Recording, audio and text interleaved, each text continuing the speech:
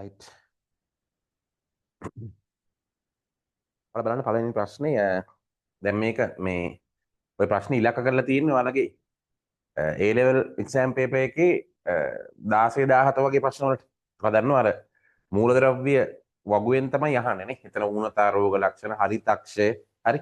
දැන් අර ගොඩක් වෙලාවට දැන් අර කෙලින්ම ටාගට් කරලා දෙන්නෙත් නැතුව නේ හරිතක්ෂයට වැදගත් අධිමාත්‍ර මූලද්‍රව්‍ය ටික මොකක්ද? ඔය විදිහේ ප්‍රශ්නට දැන් එන්නේ. හරි. ඒ නිසා අර ලේසියෙන් ගැලවෙලා යන්න බෑ. මොකද අර ඒක හැම අවුරුද්දෙම එයාලා දෙනවා. ඒ හින්දා ළමයිත් දන්නවා හැම අවුරුද්දෙම ඔතනින් ඔතන ප්‍රශ්න එන බව.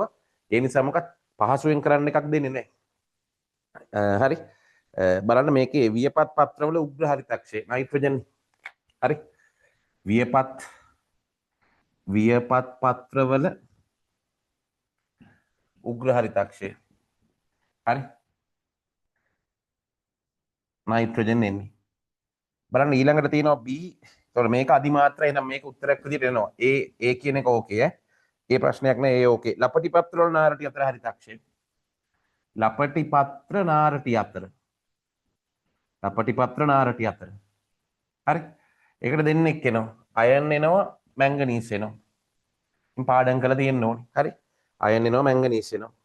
ඝන චර්මල පත්‍ර බෝරෝන්. ඝන චර්මල පත්‍ර බෝරෝන්. හරි. චර්මවල දිග නෙවෙයි පර්වවල දිග අඩු වීම කියලා හදාගන්න එක. හරි. ඒක හදාගන්න චර්ම කියන එක නෙවෙයි ඒක පොඩ්ඩක් හදාගන්න පර්වවල දිග අඩු වීම. පර්වවල දිග අඩු වීම කියලා හදාගන්න. චර්මවල නෙවෙයි දැන් චර්මල කියලා කියන ලෙදරි කියන එකනේ. කඳු කරවනාන්තරවල තියෙන. ඒතර ඒක ඌනතහ රෝගයක් නෙවෙයි ඈ. ඒක හරි ඒක පැටල ගන්න එපා. හරි. පර්වවල දිග අඩු වීම සිංක්. පර්වවල දිග අඩු වීම කියලා එක හදාගන්න. පර්වවල දිග අඩු වීම.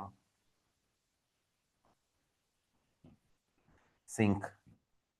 ඉතින් මේ ඔයාලා මොනවා හරි ක්‍රමයකින් පාඩම් කරගන්න වෙනවා. පැහැදිලි නේද?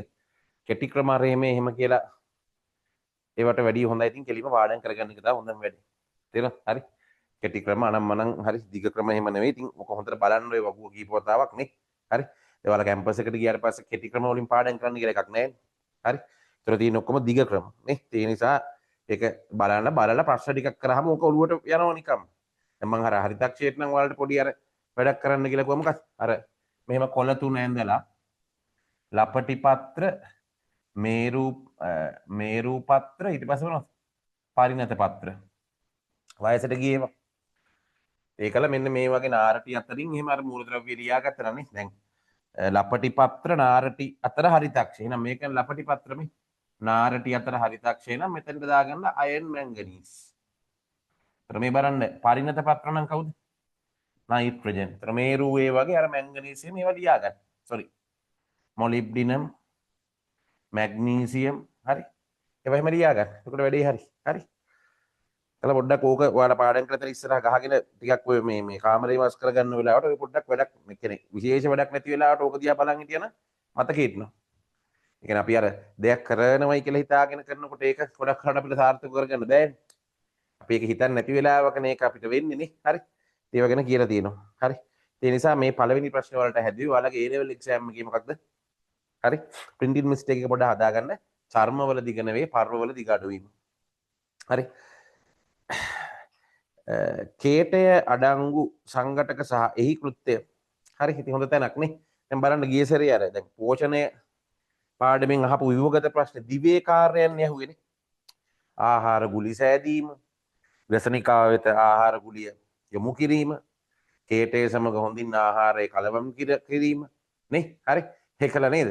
රසායනික ජීර්ණයක් වෙනවා ඒක පහසු කරපු එක. ඉතින් ඒ විදිහට ලිස්සල සුළු ගුලියක් බවට පත් කිරීම. තේරෙනවද? ඒ නිසා අර හිතන්නේ නැති ඒවා දැන්. ඔයාලගේ මේ සැරේ මම ඔයාලට නිකන් ගෙස් කරලා කියන්නම්. දැන් ඉතින් අපි දැන් අද ඔක්තෝබර් 1 වෙනිදා. හරි. තව මාසෙකුත් දවස් 10කින් ඔයාලා එක්සෑම් එකට යනවා. ඒ හින්දා මේ කියන දේවල් පොඩ්ඩක් බලන්න. හරි.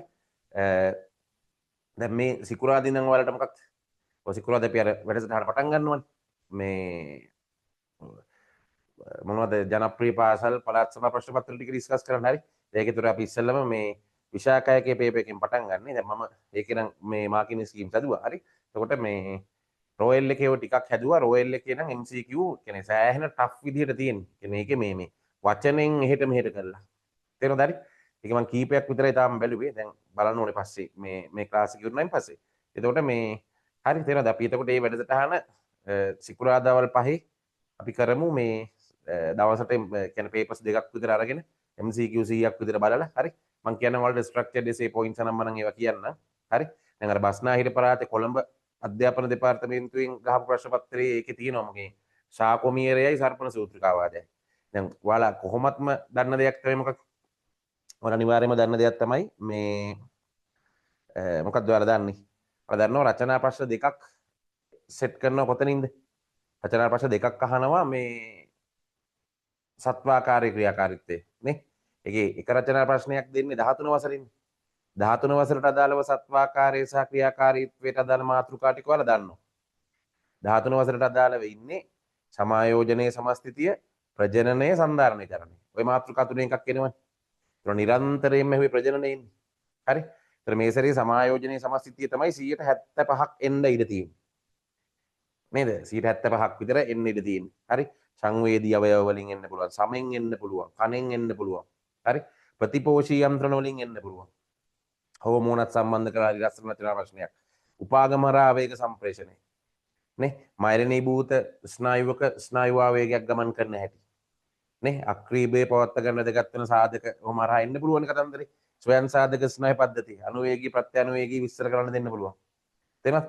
ඔන්න මම මේ කියන ඒවා. හොඳට ඒවා රචනා ප්‍රශ්න වලින් බලන්න. හරි? ඊළඟට ඒකෙන් දැම්මේ නැත්තම් දාන්න තියෙන සන්ධාරණයෙන් චලනයෙන්.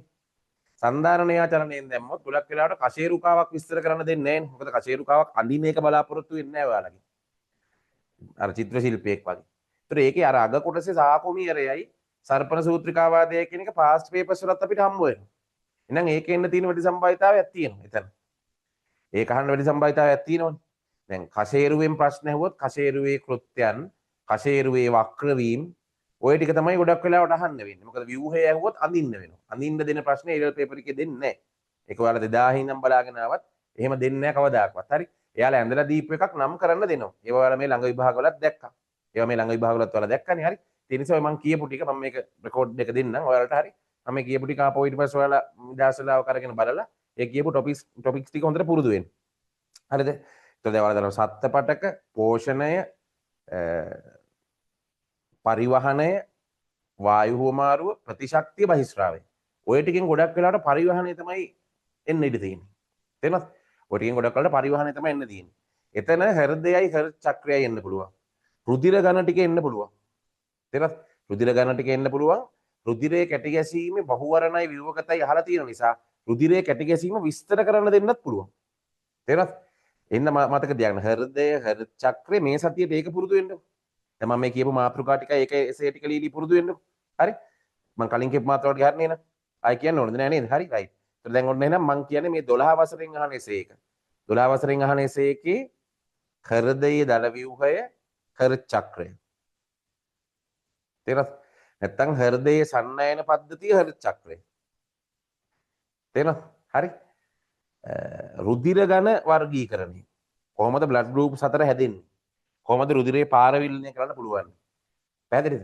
විශේෂ අවස්ථාවල ඇරෙන්න රීසස් ප්‍රතිරීසස් ප්‍රතිදේය සාමාන්‍ය පුද්ගලයන්ගේ නෑ කියනවා. ඒකට හේතුව අර කලලබන්දය හරහා එන එක. රුධිරයේ කැටි ගැසීම. ඔන්න ඔය ටික හොඳට බලා ගන්න. තේරෙනවද? ගෙසින් එසේ කියලා ඔන්න ඔය ටික තමයි එහෙනම්. හරි? මට කියන්න පුළුවන් ටික. හරි? අපි තව බලමු. දැන් අර අපිත් අර ඒවා බලද්දී අපේ ඔළුවටත් එනවා එක එක මෙහෙම එයි මෙහෙම එයි කියලා. හරි? තේරෙනවද? ඒ විදිහට ඔය ටික බලා ගන්න. DNA ප්‍රතිවලිත වීම. දැන් මේක මම දාලා තියෙන එකනේ. නයිට්‍රජන් චක්‍රය. හරි? සතියෙන් සතිය එහෙම පුරුදු වෙමු. තේරෙනවද? දැන් පොඩ්ඩ දැන් එසේ 20ක්වත් හරියට ලිව්වොත් තමයි ඔයාලා මේ දවස් ටිකේ A level exam එකේ එසේ 4ට හරියට කරගන්න පුළුවන්. එසේ 20ක්වත් ලිව්වොත්. තේරෙනවද? ඒ එසේ 20 ලියලා ඒක ෆයිල් එක දාලා තියාගෙන ඉඳලා ඒක විභාගෙට යන්න කලින් දවසේ දැඩි පිටි ගාලා බලා ගන්නකොට මතක් වෙනවා. ඒතර විභාගෙට ගිහින් ගත්තා සතුටක් දැනෙනවා එම ලිව්වා කියලා. තේරෙනවද? හරි. රයිට්. ව්‍යුහගත රචනාවලට දැන් මෙතන බලන්න මම මේ මෙන්න මෙතන මේ ප්‍රශ්نين ටාගට් කරලා කියන ඒවා. දැන් පළවෙනි ප්‍රශ්නේ ඔයාලගේ A level paper එකේ 17 වෙනි MCQ එක වෙනුවෙන් තමයි 17 හෝ 16 වෙනුවෙන් තමයි පළවෙනි ප්‍රශ්නේ. ඒතරේ වගුව හොඳට බලන්න ඕන. ඒක හරි. විශේෂයෙන් හරිතක්ෂය. හරිතක්ෂය හදන අධිමාත්‍ර මූලද්‍රව්‍ය ටික කවුද? අංශු මාත්‍ර මූලද්‍රව්‍ය ටික කවුද? ඒ ටික එහෙම බලන්න ඕනේ. හරි. ඒ අස්සෙන් වෙන ලක්ෂණක් දුන්නා. ඒ අස්සෙන්ම වෙන ලක්ෂණක් දුන්නා. මොනවද? චර්මවල පත්‍ර, පර්වවල දිග අඩු වෙන හැටි. හරි. තේරෙනවද? ඒ විදිහට. කේටේ අඩංගු සංඝටක සහ එහි කෘත්‍ය නිවැරදිව දැක්වෙන වර්ණය තෝරන්න කියනවා. කේටේ සංඝටක ටිකයි කෘත්‍යයන් ටිකයි. හරි. හොඳ දැනන්නේ. නේද? හොඳ දැනක්. හරි. මේකෙන් ව්‍යුහගත වලට අහන්න පුළුවන් ප්‍රශ්න තමයි ආමාශයේ මධ්‍යමයේ ක්‍රියාවලිය පැහැදිලි කරන්න ව්‍යුහගත වලට. ආමලසය කියන්නේ මොකක්ද කියලා හරියට ලියා ගන්න පුළුවන් වෙන්න ඕනේ. ආමලසය කියන්නේ මොකක්ද කියලා. ශ්ලේෂ්මලයේ අර්ථ දැක්වීම. ශ්ලේෂ්මලයේ අර්ථ දැක්වීම. එතන ગેස්ට්‍රයිටිස් වළක්වන්න ආමාශයේ තියෙන අනුවර්තන ටික. ඒවා ව්‍යුහගත වල එන්න පුළුවන්. පැහැදිලිද? ગેස්ට්‍රයිටිස් ගැන අහන්නත් පුළුවන්. මොකද රෝග ගැන අහන නිසා. ગેස්ට්‍රයිටිස් හදන්න දායක වෙන සාධක දැන් අර දිගු වෙලාවක් කුසගින්නේ සිටීමට අමතරව දැක්කත් පාස් පේපර්ස් වල අපි හොඳට ඒවා විශ්ලේෂණය කරලා ඔයාලා ඒවා කරලා ඇති මේ වෙද්දි හරි චුට්ටක් බලන්න එතකොට ඔයාලටම හිතෙනවා මේවා කියලා. නැතුව මේ අපිට මේ වෙන අద్భుත බලවේගකින් හිතන එකක් නෙවෙයි අපි මේ කියන්නේ. කරලා ප්‍රැක්ටිස් කරන කෙනෙකුට පොඩි ඉංගියක් දැනෙනවා. ඒක සබාධමෙන් කරන දෙයක්. අර හොයන කෙනාට සබාධමෙන් ලං කරනවනේ ඒක. නේ? හොයන කෙනාට සබාධමෙන් ඒත් එහෙමනේ හැටි. දැන් ඔයාලා කැමතිම දෙයක් කැමතිම වාහනයක් හිතාගෙන පාර ගියොත් ඒ වාහනේ තමන් ඉස්සරහට එන්නේ. ඒ වගේ තමයි. හරි. කෙනෙක් තරහයි කියලා හිතුවොත් එයා ඒ තරහ වෙන දේවල්මයි අපිට පෙන්වන්න කරන්නේ. එහෙම තමයි හැටි. අපිට තරහකාරයෙක් ඉන්නවා කියලා හිතාගෙන අපි යාළුවෙක් දිහා බැලුවොත් එහෙනම් අපිට පේන්නේ මෙයාගේ මොනවද? අපිට අර තරහ පැත්ත වර්ධනය කරන දේවල් මත හොඳයි කියලා තරහ බැලුවොත් එහෙම පේනවා. හරි. ඉතින් ඔයාලත් පොඩි try එකක් දෙන්න. පොඩි නෙවෙයි දැන් ඉතින් ඔයාලා සෑහෙන උත්සාහයක් දරනවා ඉතින්. හරි. රයිට් මම මේක රෙකෝඩින් එක දෙන්නම්. රෙකෝඩින් එක දෙන්න ඊට පස්සේ හරි. සිකුරාදා ක්ලාස් එකේදී හරියට අපි තව ටිකක් බලමු මොනවද. හරි. සිද්ධිය කොහොමද අපි ටිකක් මේක තව සාර්ථක කරගන්නේ. කේට ඇමයිලේස් පොලිසැකරයිඩ් මොනොසැකරයිඩ් බවට නෙවෙයි අපි දැන් ටිකක් වේගින් කරමු. පොලිසැකරයිඩ් ඩයිසැකරයිඩ් බවට තමයි පත් කරන්නේ කේට ඇමයිලේස් උදාසීන මාධ්‍යයක් නේද? හරි. යට අපි ටයලින් කියලාත් කියනවා. ශ්ලේෂ්මලය අම්ල උදාසීනකරණය මගින් නෑ. ඒකට දායක වෙන්නේ කවුද? දන්න කෙනෙක් කියන්න බෑ. මයික් එක ඔන් කරලා කියන්න නැත්නම් ටයිප් කරලා කියන්න. අම්ල උදාසීන කරන්න කවුද? කේටේ තියෙන. අම්ල උදාසීන කරන්න කවුද කේටේ තියෙන? ඒක දද්දිරායම වරක්වනවා. කේටේ තියෙන කවුද ළමයි? ඒකනේ. ස්වාරක්ෂක මොනවද? ස්වාරක්ෂක. හරි. ප්‍රතිශුද්ධ ජීවි ද්‍රව්‍ය ආහාර ස්නේහ නේන ශුද්ධ ජීවි විනාශ කරන ලයිසෝසයිම්. සහජ ප්‍රතිශක්තිය බාහිර ආරක්ෂකවල අවයවවල ස්‍රාවයන් කොටසදී අපි බැලුවා විස්තරාත්මකව බැලුවා. හරි. ස්වාරක්ෂක ද්‍රව්‍ය මුඛයට ඇතුළු වන බැක්ටීරියාවන්ට හේවන ඒවා පටලලායි තියෙන උතෙන්ටයි ලයිසෝසයිම් එන්නේ. ජලයේ රස ප්‍රතිග්‍රහණයට ආධාර වෙනවා. හරි. ජලයේ රස ප්‍රතිග්‍රහණයට ආධාර වෙනවා. ඒයි. ඒවා ඒ රසාංකුර වලට මේවා ගමන් කරන්න නම් අපි දන්නවා රසාංකුර තියෙනවනේ දැන් මෙහෙම දිවේ අර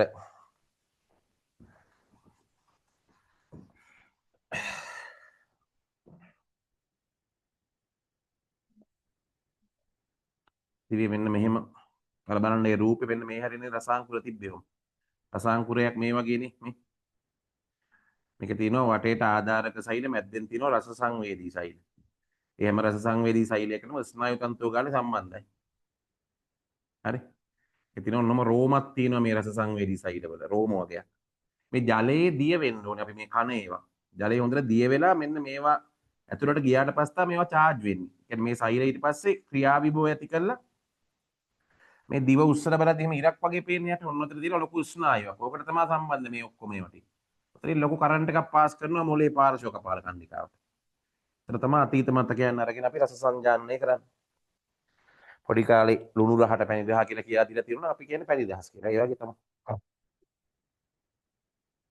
හරි නේද? හරි. විටමින් පිළිබඳ ඔය අර විටමින් ප්‍රශ්නේ දැන් විටමින් වලිමුත් ප්‍රශ්නයක් දානවා නේ විටමින් වලත් ප්‍රශ්නයක් දානවා MCQ එකක් දානවා දැන් ගිය අවුරුද්දෙත් හොඳ MCQ එකක් දාලා තිබ්බා හරි දාන්නේ විටමින් A වලින් පෝසත් ප්‍රභවයක්ලු හරිද වැරදිද කොළ පාට එළවලු පළතුරු කිව්වම දන්නවා කහ පැහැති නේ වට්ටක්කා පැපෝල නම්මනම් විටමින් A කෑවම ඔය හැමරත්තරම් පාට වෙනවයි කියන්නේ හරි නේද රන්වන් සහ අර්වීනියා බැක්ටීරියාවකින් ගත්තේ මොනවද ප්‍රතිසංයෝජිත DNA තාක්ෂණයේදී කෘෂි කර්මාන්තය සම්බන්ධ GMO භාවිතවලදී අර්වීනියාගෙන් මොකක්ද අපි ගත්තේ විනයකින් ගත්තේ බීටා කැරොටින් විටමින් A නිපදවන ජානය. ඒක තමයි අපි ගොයන් ගහට ඇතුළු කරේ. ඒකලා ගොයන් ගහට ලබා දුන්නා මොකක්ද? ජාන සුසංයෝගීතාවයක් ලබා දුන්නා. ඒ කියන්නේ යාහරා අපි විටමින් A නිපදව ගත්තා. රන්මන් සහල් කියලා කිව්වේ ඒකට නේ. රන්මන් සහල් කියලා කිව්වේ ඒකට නේ අපි. හරි. මිනිසා තුළ විටමින සංශ්ලේෂණය කරන නොහැක නෑ. හදන්න පුළුවන්. මහාන්ත්‍රවාසී බැක්ටීරියා අපිට විටමින් හදලා දෙන්නේ නැද්ද? හදලා දෙනවා සුපිරියටම නේ. එතන උනා ලියා ගන්න විටමින් K, ෆෝලික් ඇසිඩ්, බයොටින්. ඔන්න මහාන්ත්‍රේ ඉන්න බැක්ටීරියා අපිට හදලා දෙන විටමින්. විටමින් D උණතාවයේ ස්නායු පද්ධතිය පරිහානිත් නැහැ. විටමින් D කියද්දිම අපිට මතක් වෙන්නේ ඔය කැල්සිෆෙරෝල් නේ. කැල්සිෆෙරෝල් තමයි විටමින් D කියලා කියන්නේ. ඒකට එයා කැල්සියම් සම්බන්ධයි නම් ඔයාලා දන්නවා අස්ථි සම්බන්ධයි මොකක් හරි දෙයක් වෙන්න ඕනේ. ඉතින් ප්ලාබාලවියේදී කැල්සියම් විටමින් D වුණොත් අපි කියන මොකක්ද? රිකට්ස්. පාද මෙහෙම බකල් වගේ වෙනවා. ලාබාලවිය එක හරි. වැඩිහිටියන්ගේ වුණොත් අපි කියන මොකක්ද? Osteo Malaysia. වැඩිහිටියන්ගේ ඒ තත්ත්වයට අපි කියන ඔස්ටියෝ මැලේසියා. හරි. එන අස්ථි මැටි වගේ තත්ත්වයකටපත් වෙලා ඊට පස්සේ මොකද්ද වෙන්නේ? අස්ථි මැටි වගේ තත්ත්වයකටපත් වෙනවා. අන්න ඊට පස්සේ අර ඕන විදිහට හැඩතල හැදුවේ ඒකේ අස්ථි වලින්. ඒක නැවෙනවා හරි නෙවෙනවා. හරි.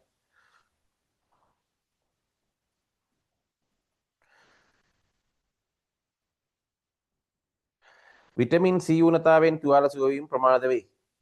විටමින් C ඕනේ කොලජන් සංශ්ලේෂණයට. ඒතර විදුරුමස් ප්‍රතිශක්තිය වුණ කරනවා විටමින් C. ඒ කියන්නේ අපිට ඔය ඕන බෙහෙත් ගන්න ගිය හැම වෙලාවකම අපිට විටමින් C දෙනවා ડોක්ටර් නේ. හරි. ඒතර ඒ ඇස්සේ අර විදුරුමස් වල කොලජන් හදන එක නවතිනවා විටමින් C වුණොත්. දැන් එතකොට වෙන්නේ විදුරුමස් වල හයි අඩු වෙනවා. ගම් එකේ හයි අඩු වෙනවා. ගම් එකේ අර thickness එක හයි අඩු වෙනකොට විදුරුමස් වලින් ලේ ගන්නවා. ඒතර තුවාල සුව වීම ප්‍රමාද වෙන්නේ විටමින් K වලින්. තුවාල සුව වීම ප්‍රමාද වෙන්නේ විටමින් K වලින්. නියසින් න්‍යූනතාවයේ රක්තහීනතාවයට ඇතිවේ. නියසින් න්‍යූනතාවයේ රක්තහීනතාවයට දායක වෙනවා. හරි. ඒත් ඔයාලා දන්නවා රක්තහීනතාවය කිව්වොත් රක්තහීනතාවයට ඉන්නේ කවුද? රක්තහීනතාවයට ඉන්නේ B6 B12 ආය කවුද ඉන්නේ? B6 B12 ඉන්නවා ෆෝලික් ඇසිඩ් ඉන්නවා. B6 B12 folic acid. ඒවා තමයි රක්තහීනතාවයට එන්නේ. හරි. එතකොට මෙතන නියසින් කියන්නේ කවුද කියලා හොයාගන්න වෙනවා. දැන් B කාණ්ඩේ විටමින් වල B3 තමයි කවුද? නියසින් කියලා කියන්නේ. එතකොට නියසින් න්‍යූනතාවය නිසා වෙන්නේ පෙලාග්‍රා, සමේ වන මානසික ව්‍යාකූලතා, පාචනය ඔන්න වගේ ඒවා. හරි නියසින් න්‍යූනතාවය. එන්නේ ඒවා.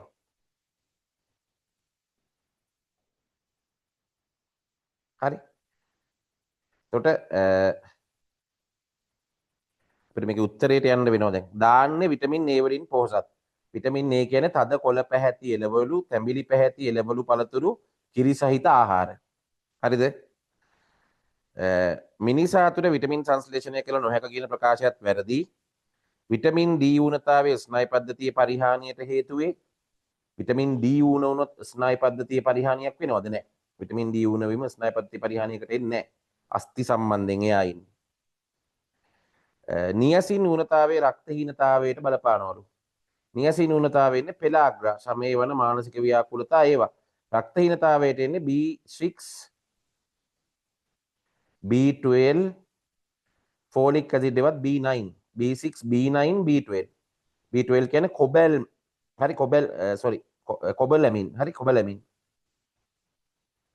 හරි විටමින් C උණතාවයේ තුවාල සුව වීම ප්‍රමාද වෙනවා පැහැදිලිද හරි දත් සහ සම පරිහානියටපත් වෙනවා තුවාල සුව වීම ප්‍රමාද වෙනවා ශීතාදී රෝගය විදුලි මසින් ලේ ගැලීම හරි විටමින් K තමයි තුවාල සුව වීමට කෙලින්ම ඉන්නේ තුවාල සුව වීම කිව්වහම හරි රුධිරයේ කැටි ගැසීමට දායක වෙන කතන්දරයේදී විටමින් K හිටියනේ. ඒතර විටමින් K වුණොත් එතනත් මොකද්ද වෙන්නේ? හරි. එතනත් ප්‍රශ්නයක්. දැන් කෙලින්ම තුවාල සුව වීම කියන එක යටතට අරන් තියෙන කවුද? Vitamin C. ඔයාලා එතෙන්ට ගන්න කොලජන්. කොලජන් වල කතාව ගන්න. හරි. ඒතර අපිට උත්තරේ එනවා එතන. හෘදයේ ව්‍යුහය සහ ක්‍රියාකාරීත්වය පිළිබඳ පහසුදම් ප්‍රකාශ කිරීම නිවැරදි වන්නේ කුමක්ද කියලා අහනවා. හෘදයේ ව්‍යුහයේ ක්‍රියාකාරීත්වය දකුණු කර්ණිකාව සහ දකුණු කර්ණිකාව සහ කෝෂිකාව මම කිව්වා දකුණු අකුරු තුනයි 1 2 3 ත්‍රිතුණ්ඩ මතක තියාගන්න. එය දිගු සිලින්ඩරාකාර පේශි සෛල වලින් සමන්විත වේ. දිගු සිලින්ඩරාකාර නෙවෙයි ඒක මොකක්ද? කෙටි සිලින්ඩරාකාර. ඒක කෙටි සිලින්ඩරාකාර. කර්ණිකා කුංචේ කාල සීමාව තත්පර 0.4ක් නෙවෙයි ඒ පූර්ණ හෘත් විස්තාරයට තමයි තප්පර 0.4ක් කියන්නේ. කර්ණිකා කුංචයට තප්පර 0.1යි, කෝෂිකා කුංචයට තප්පර 0.3යි, පූර්ණ හෘත් විස්තාරයට තප්පර 0.4යි. ප්‍රත්‍යනුවේගී ස්නායු පද්ධතිය උත්තේජනය වීම නිසා හෘද ස්පන්දන ශීඝ්‍රතාවය වැඩි වේ. වැරදි. අනුවේගී තමයි අපිව පීඩාකාරී අවස්ථාවලට අපිව සූදානම් කරන්නේ. අපේ දේහේ. ඒතර අනුවේගී පද්ධතියෙන් තමයි මොකක් කරන්නේද? හෘද ස්පන්දන වේගය වැඩි කරනවා, රුධිර පීඩනය වැඩි කරනවා නේද? ඒ වගේ දේවල්. හරිද? එසේ එකකට අහන්න පුළුවන් ඈ අනුවේගී ප්‍රත්‍යනුවේගී ස්වයන් සාධක ක්‍රියාවලිය ගැන. නේද? හරි. නැත්තම් එයාලා දෙන්නේ ඔක බහුවර්ණ වලට විභවගත වලට එසේ එකකට දෙන්න බැරි කමකුත් නැහැ. ස්වයන් සාධක ස්නායු පද්ධතියේනේ. හරි.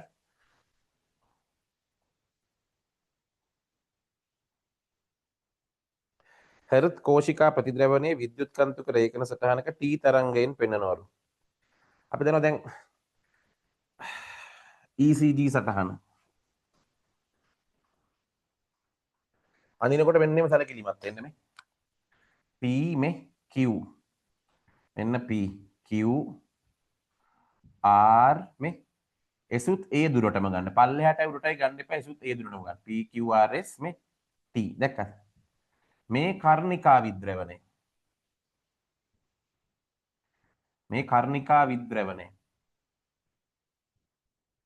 ප්‍රථම කර්ණිකා කුංචේ වෙන්නේ. මේ කෝෂිකා විද්‍රවණය.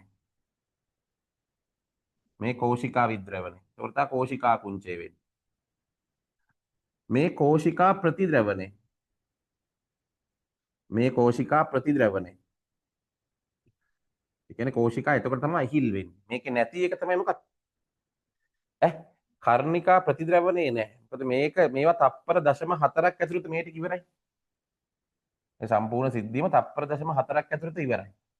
මේ කැලේට තප්පර 0.4ක් ගිහිල්ලා. පැහැදිලි නේද? හරි. ඊළඟට කර්ණිකා විද්‍රවණයට තප්පර 0.1යි එන්නේ. දැක්ක? කෝෂිකායකට තප්පර 0.3යි. පූර්ණ විස්තරය තප්පර 0.4ක් ඇවිල්ලා තියෙනවා. මේකේ බලන්න මෙච්චර වේගකින් වෙන දෙයක ඊළඟ අධ්‍යයනය හොයන්න තරම් උපකරණ දියුණු නැහැ. ඉලෙක්ට්‍රෝකාඩියෝ ග්‍රෑම් එක දියුණු නැහැ. මැෂින් එක දියුණු නැහැ. නැත්නම් වේගය ওই වේගය ඇල්ලුවේ. හැබැයි ඉතින් මෙහෙමයි. දැන් නම් ඉතින් අර නේද? හිතා ඉඳට ඒවයි තව මේකට ප්‍රස්ථාරේ තව කෑල්ලක් වැඩි වෙලා. හරි? ඒක තාක්ෂණ දියුණුවත් එක්ක ඒකනේ වෙන්නේ ළමයි. හරි?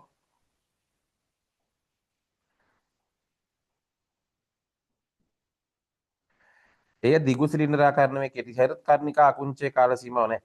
ප්‍රත්‍යනුවේගී හෘද ස්පන්දන ශීඝ්‍රතාවයේ වැඩි වේ. අඩු වේ. හෘද කෝෂිකා ප්‍රතිද්‍රවණය විද්‍යුත් කන්තුක රේඛ සටහනක T තරංගෙන් හරි. පරිචිත ප්‍රතිශක්තිය හා බැඳුණු සෛලාකාර කීපයක් ඒවායේ කාර්ය නිවැරදිව ගලපා ඇති ප්‍රතිචාරය තෝරන්න කියනවා. T වසා සෛල දේහ තරල මාධ්‍යවල ප්‍රතිශක්ති ප්‍රතිචාර. වැරදීනේ. T වසා සෛල කියලා කියන්නේ ඔයාලා හොඳින්ම දන්නවා. සෛල මාධ්‍ය ප්‍රතිශක්තිය. නේද? T වසා සෛල වලින් කරන්නේ සෛලය වලින් සෛල වලට පහර දීමනේ. එහෙනම් මොකද සෛල මාධ්‍ය නැයි. T වසා සෛල ප්‍රතිදේය ජනකයාව අඳුරගත්තා. අඳුරගෙන ඉවල මොකද්ද කරේ? බෙදුණා. බෙදිලා එයා හැදුවා කවුද? T සයිටෝටොක්සික් සෛල. ඒ වගේ නිපදවන විෂ වලින් තමයි මොකක් වෙන්නේ? ව්‍යාධි ජනකයෝ විනාශ වීම සිද්ධ වෙන්නේ.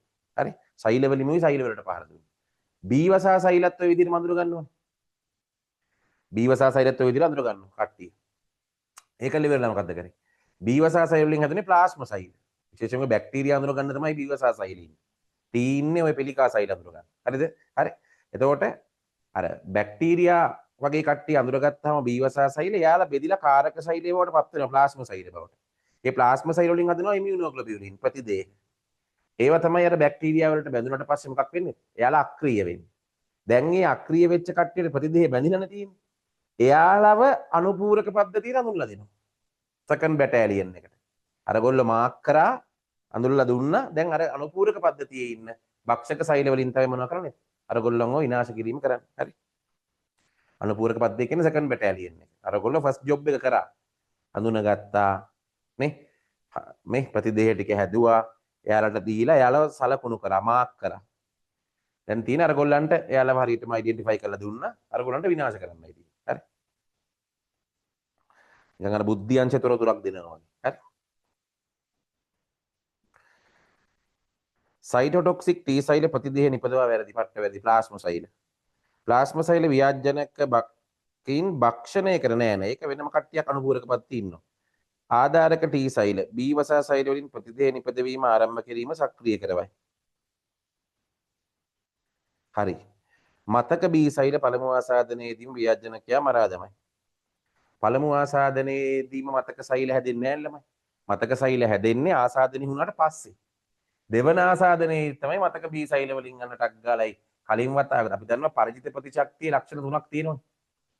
ආගන්තුක අණු කෙරෙහි විශිෂ්ටත්වය. තේරෙනවද? ඒ කියන්නේ ආගන්තුක අණු කෙරෙහි යාලා විශිෂ්ටයි. ඊළඟට ඊළඟ ලක්ෂණය තමයි මොකක්ද? කලින් වතාවක මුණ ගැසුණු ව්‍යාජනකයෙකුට එරෙහිව දෙවන වතාවේදී හම් වෙනකොට ශීඝ්‍ර ප්‍රතිශක්ති ප්‍රතිචාර ඇති කරනවා. කලින් තරම් ලොකු ටයිම් එකක් ගන්නෙ නැහැ. තුන්වෙනි එකේදී වෙන්නේ තුන්වෙනි ලක්ෂණයේදී වෙන්නේ ප්‍රතිශක්ති විද්‍යාත්මක මතකය හදාගන්න. හරි? හරි ලස්සන තැනක්. ප්‍රශ්න හොඳයිනේ. හරි. ප්‍රශ්න හොඳයි. හරි අවබෝධ ගන්න මේ කියන ඒවා ඉතින් අපි අර අඩුවට කතා කරන අය නෙවෙයිනේ. හරි. සබ්ජෙක්ට් එකේ එක උපරිම දැන් කියලා තියෙන්නේ. හරි. ඔයාලා ඒවා මතක නැත්තම් ආපහු බලලා මතක් කරගන්න වෙනවා. හරි. වෙන කරන්න දෙයක් නැහැ. ADH ශ්‍රාවය දුර්වල පුද්ගලයෙකුගේ මුත්‍රා තනුක විය හැකිය. ADH ශ්‍රාවය දුර්වල වුණොත් මුත්‍ර තනුක වෙනවා. හේතුව අපි ඔකට කියන අමිෂ්ඨමේහය. දැන් වයසට යනකොට ADH වලට සංවේදීතාවය නැති වෙනවනේ ළමයි. වයසට යද්දි මොකද්ද වෙන්නේ? ADH වලට වෘක්කනාලිකා සංවේදීභාවය නැති වෙනවා. වෘක්කනාලිකා ADH වලට සංවේදීභාවය නැති වෙනකොට ගුච්චික පෙරණයෙන් ජලය ප්‍රතිශෝෂණය අඩු වෙනවා. දුර්වල වෙනවා. ගුච්චිකා පෙරණයෙන් ජලය ප්‍රතිශෝෂණය දුර්වල වෙනකොට මුත්‍ර තනුක වීම වෙනවා. හරි? රුධිර ආශ්‍රිතික පීඩන යාමනයේදී සුෂුම්නා ශීර්ෂකයේ ප්‍රතිග්‍රාහක වැදගත් වේ. රුධිර ආශ්‍රිතික පීඩන යාමනයේදී සුෂුම්නා ශීර්ෂකයේ ප්‍රතිග්‍රාහක වැදගත් වේ නෑ. අපි දන්නවා අපිට පිපාසය ඇති වෙන්නේ සුෂුම්නා ශීර්ෂකයෙන් නෙවෙයි නේද? අපිට පිපාසය ඇති කරන්නේ කොහෙන්ද? අපිට පිපාසය ඇති කරන්නේ හයිපොතැලමසෙන්. එතන තමයි තියෙන්නේ ලවණාධික ආහාර අරගෙන අඩුවෙන් ජලය පානය කරාම අපේ රුධිරයේ ආශ්‍රිත පීඩනයේ අගය 300 mmOS. 300 වඩා වැඩි වෙනකොට අන්න හයිපොතැලමසේ තියෙන ආශ්‍රිත පීඩන ප්‍රතිග්‍රාහක උත්තේජනය වෙලා මේ වැඩිවීම හඳුන ගන්නවා. ඊට පස්සේ තමයි අපර පිටියුටරියෙන් ADH ස්‍රාවය කිරීම උත්තේජනය කරනවා. විශේෂයෙන් හයිපොතැලමසේම තමයි මොනවා හදන්නේ? ADH හදන්නේ හයිපොතැලමසේම තමයි. තේරුම් කරගන්න. හරි? ඊට ADH අර නේ කොහොමත් විදුල සංවලිත නාලිකාවේ සංග්‍රහ කරන ජලය ආශ්‍රිතයෙන් ප්‍රතිචෝදනයට ලක් වෙනවා. ඒකයි අපි කියමු මොකද ADH මගින් කරන්න පොයින්ට් එක මොකක්ද? නේද? විදුල සංවලිත නාලිකාවයි සංග්‍රාහක ප්‍රණාලයයි. ඒවා අපි කියන්නේ වෘක්ක නාලිකානේ. ඒ වගේ ජලයට පාරගම්‍යතාවය වැඩි කරා. ජලයට පාරගම්‍යතාවය වැඩි කරා. ඒ කියන්නේ අර වෙන වැඩේ තල්ලු කරා. දැන් ඔයාලා පිළිවෙලට වැඩ කරගෙන ආපු අය. දැන් මේ මම දෙන එක ඔයාලට පොඩි තල්ලුවක් මෙහෙම. ඔයාලා කොහොමත් ඔයාලා ගමන යනවා. මගෙන් වෙන්නේ පොඩි පුෂ් එකක්, තල්ලුවක්. හරි උදව්වක්. ඒ වගේ. ඒ හින්දා මේ ජලය ප්‍රතිශෝෂණය කිරීම උත්තේජනය කරයි වගේ ගොම් වචන ලියන්න එපා. ඒවා වෙබ් මාර්කින් වලදී කෙලින්ම අයින් කරනවා. හරියට අර ප්‍රභා සංශ්ලේෂණය අර රේඛීය ඉලෙක්ට්‍රෝන ගලනේ දිවලා ලියන්නේ ජලයේ ප්‍රභා විච්ඡේදනය කියලා. දැන් ප්‍රභා විච්ඡේදනය කියලා එකක් නැහැ. කෙලින්ම තියෙන ජලයේ විච්ඡේදනය. එන්සයිමයක් ආධාරයෙන් ජලයේ විච්ඡේදනය. එහෙමයි තියෙන්නේ. ඊළඟට ඔයාලා එතනත් ආයතව කරන වැරද්ද මොකක්ද? රේඛීය ඉලෙක්ට්‍රෝන ගලණය වෙන්නේ ඉලෙක්ට්‍රෝන ප්‍රතිග්‍රාහක ශ්‍රේණියක් ඔස්සේ ඊට පස්සේ අර PS1 එකෙන් ගියේව NADP+ වලට ගිහින් ඔක්සිහරණය කරන්න යාව.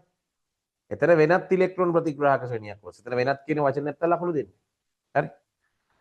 ඒකයි අර මාකින් ස්කීම් පරිහරණය. ඉතින් ඒවා දැන් කියන්නම්. හරි. ඒවා තමයි මේකක් මේ කියන්නේ. හොඳ මතක තියාගන්න. ADH වල ක්‍රියාව මොකද්ද? කොහොමත් ආශ්‍රිතිය වෙනවා අතන ADH නිසා වෙන්නේ පාරගම්‍යතාවය වැඩි වීම. ඒවා තමයි ඔය ඒකට ගන්න නේ. ඒකක් ගන්න ළමයි මේ විදිහට ලියන්නේ. රුධිරයේ ආශ්‍රිත පීඩනයේ යාමනයේදී සුෂුම්නා ශීර්ෂක නැහැ. මුත්‍රාවල ආම්ලිකතාවය වැඩිවීම වෘක්ක අශ්ම ඇතිවීමට හේතු වේ.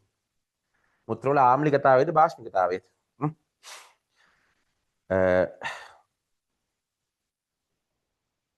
වෘක්කයක දික්කඩක පවතින ප්‍රදේශ දෙකක් පමණක් පියවියසින් දැකිය හැක.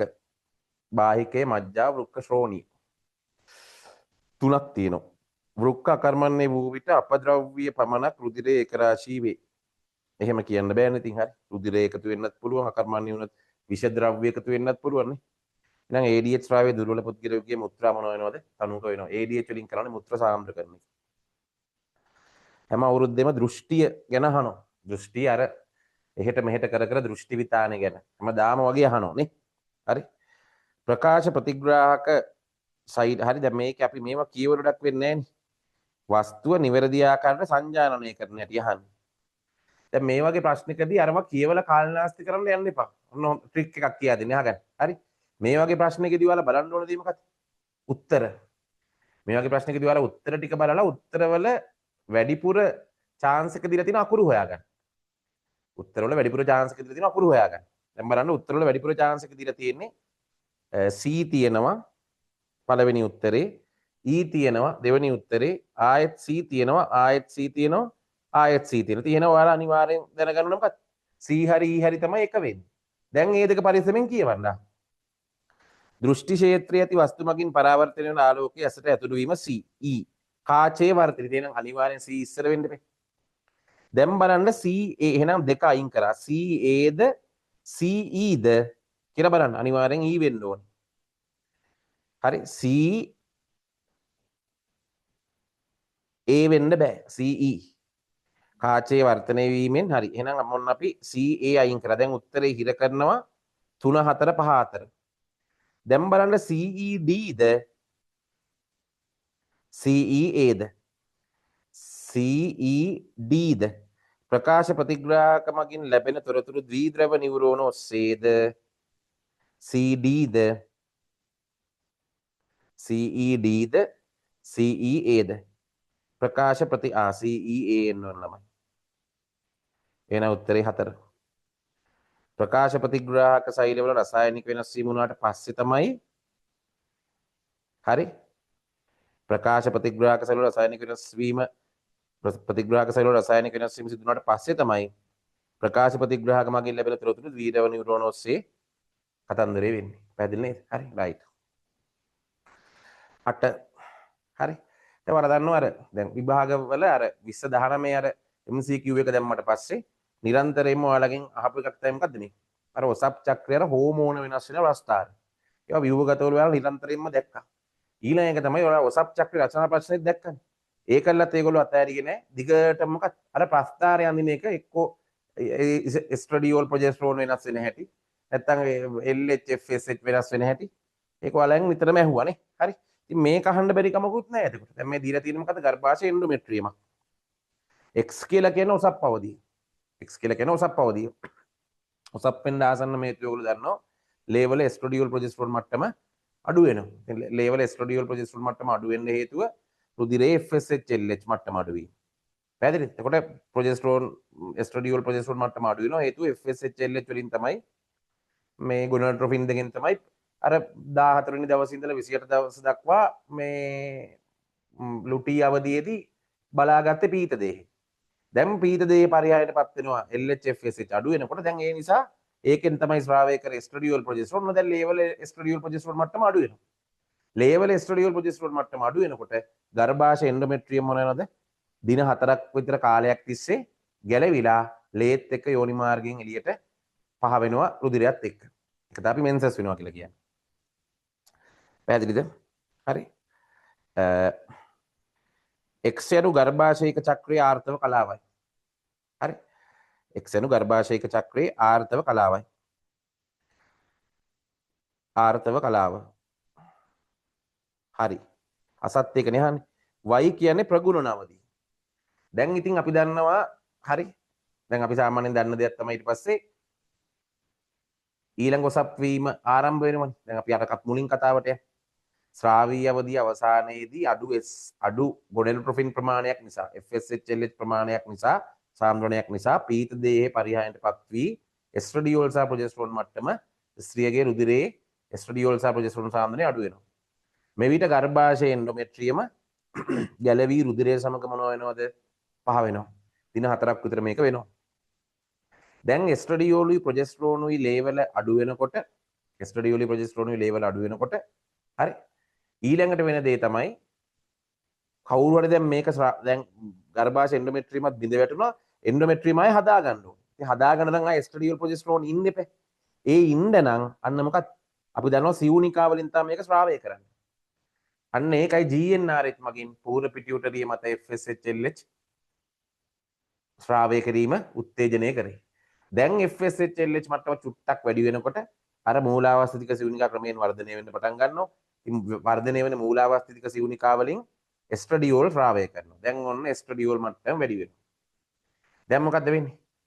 මෙන්සස් වෙලා ගැලවිලා ගිය එන්ඩෝමෙට්‍රියමත් ටික ප්‍රගුණණය වෙනවා. ඒක හරියට ඔය උතන දීලා තියෙන ඔයාලගේ y අක්ෂය y වගේ නේද? x අක්ෂයේ තියෙන y මේ අකුර වගේ. පැහැදිලිද? ඝනකම වැඩි වෙනවා. thickness එක වැඩි වෙනවා. ඉතින් අපි දන්නවා 14 වෙනි දවසේදී අන්න මොකද්ද වෙන්නේ? LH එකපාරම උච්චත්වයට පැමිණලා අඩු වෙනවා. මොකද LH FSH දෙකම වෙනවා. අධික එස්ට්‍රඩියෝල් සාන්ද්‍රණයේ ඉන්න තමයි මේ වැඩේ වෙන්නේ. ධන ප්‍රතිපෝෂණයකින් වෙන්නේ වැඩි. හරි? නේ ලේවල අධික එස්ට්‍රඩියෝල් ප්‍රොජෙස්ටරෝන් සාන්ද්‍රණය නිසා LH මට්ටම ශනික වැඩිලා අඩු වෙනවා. FSH මට්ටමත් ශනික වැඩිලා අඩු වුණා. දැන් අර මූලාවස්ථිතික සිවුනිකාව පුපුරලා ද්විතීයි කණ්ඩසෛල නිදහස් කරනවා කොහෙටද? ද්විතීයි කණ්ඩසෛල නිදහස් කරනවා කොහෙටද? ඩිම්බ ප්‍රනාල වලට, වැලෝපීන නාල වලට. පැහැදිලිද? ඒකන අපි ඩිම්බ මෝචනය කිව්වේ. දැන් අර මූලාවස්ථිතික සිවුනිකාවේ ඉතිරි සෛල වලින් තමයි පීත දේහය හැදුනේ. පීත දේහයෙන් ස්‍රාවය කරනවා කවුද? එස්ට්‍රඩියෝලි ප්‍රොජෙස්ටරෝනි. දැන් දෙන්නම වැඩි වෙනවා. ප්‍රොජෙස්ටරෝන් අධිකව එස්ට්‍රඩියෝල් මෙහෙම වැඩි වෙලා අඩු වුණා. මොකද අර අපි පුරපු නිසා යානේ වැඩේ කරේ. දැන් අරයා චුට්ටක් වැඩි වෙනවම මේ දෙන්නම නිසා අන්න මොකද වෙන්නේ?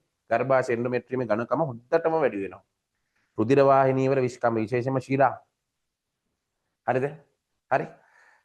තේරෙනවද? විශේෂයෙන්ම ප්‍රධාන රුධිර වාහිනී. සෝරි. හරි. විශේෂයෙන්ම ඊළඟට ග්‍රන්ථි වල විකසනය නේද? එන්ඩෝමෙට්‍රියමේ තියෙන ග්‍රන්ථි. හරි. ශ්ලේෂ්මල ස්‍රාවී ග්‍රන්ථි. ඉතින් මේ වගේ අධිකව ශ්ලේෂ්මලේ මොන වෙනවද? ස්‍රාවය වීමට අපි නමක් දෙන මොන අවධිය කියලාද? ස්‍රාවී අවධිය. දැන් මෙයා ලෑස්ති කවුරු පිළිගන්නද? දැන් මෙයා ලෑස්ති කවුරු පිළිගන්නද? ඔව් බැරි වෙලාවක් හරි සංසේචනනොත් අධිරෝපණය වෙන තරමට මෙයා හැදිලා ඉවරයි. ඩිම්බ කෝෂයේ සෑදෙන පීත දේහේ පිරිහී යාම එක්ස් අවධියට හේතු වේ. ඩිම්බ කෝෂයේ සෑදෙන පීත දේහේ පිරිහී යාම එක්ස් අවධියට හේතු වේ. ඩිම්බ කෝෂයේ සෑදෙන පීත දේහේ පිරිහී යාම එක්ස් අවධියට හේතු වේ. හරි. පීත දේහෙන් නිසා තමයි මෙන්සස් උනේ. පිරිහී ගියේ ඉන්න. වයි පවත්වා ගැනීමට ඩිම්බ කෝෂයේ වැඩෙන සියුනිකා මගින් ස්‍රාවය වන ඊස්ට්‍රෝජන් නැත්නම් එස්ට්‍රඩියෝල් වැදගත් වේ. හරි. ඉසඩ් ස්‍රාවී කලාවයි. ලපටි කලලය පෝෂණයට පෝෂක ස්‍රාවය මෙම ග්‍රන්ථි මගින් නිපදවයි. හරි. ගර්භාෂයේ ඉසඩ් කලාවේ ඇතිවිට හයිපොතැලමස් උත්තේජනය වීම නිසා FSH LH ස්‍රාවය වැඩි වේ. නෑ. ඉසඩ් කලාවේ දිනකොට FSH LH මට්ටම මොනවා වෙනවද? අඩු වෙනවා. හේතුව හයි මොන හයි ප්‍රොජෙස්ටරෝන් මට්ටමක් උපත් පාලන පෙතිවල තියෙනෙත් ඕක නේද? හයි ප්‍රොජෙස්ටරෝන් කන්ටෙන්ට් එකක් හින්දා වෙන්නේ මොකක්ද? හයි ප්‍රොජෙස්ටරෝන් කන්ටෙන්ට් එකක් හින්දා වෙන්නේ මොකක්ද? GnRH හරහා FSH LH ස්‍රාවය වීම නිෂේධන. ඒතර තමයි සිවුනිකා පරිණතියයි ඩිම්බ මෝචනයයි වළකින්නේ. එහෙනම් උපත් පාලන ක්‍රම වලින් කොහොමද අපි උපතක් පාලනය කරන්නේ? උපතක් වෙන එක වළක්ව ගන්නේ කොහොමද? ජන්මාණු විකසනය නැත්නම් ජන්මාණු පරිණතිය වළක්වනවා. ඒ වගේම ජන්මාණු මෝචනය. පැහැදිලිද? හරි. වළක්වනවා දැක්කද? ඒක ප්‍රැක්ටිකලි පාවිච්චි කරන තැන. දැන් ගිය අවුරුද්ද වලකින් ආධාරිත ප්‍රජනන තාක්ෂණ ක්‍රම වේද ඇහුවා. IVF නේද? ICSI. එතනදී එතකොට උපත් පාලන ක්‍රම ගැන අහන්න බැරි කමක් නෑ නේද? ඒවා දීලා කොහමද කියලා වෙන්නේ. බහුවර්ණ වලට අහන්න බැරි කමක් නෑ. හරි. ඉතින් බලන්න කියන්නේ මෙහෙමයි. දැන් මම නම් මොඩල් පේපර් දැන් 39 මේ යන්නේ. අපේ පේපර්ස් වලම ඔය හැම ප්‍රශ්නයක්ම තියෙනවා. තේරුණාද?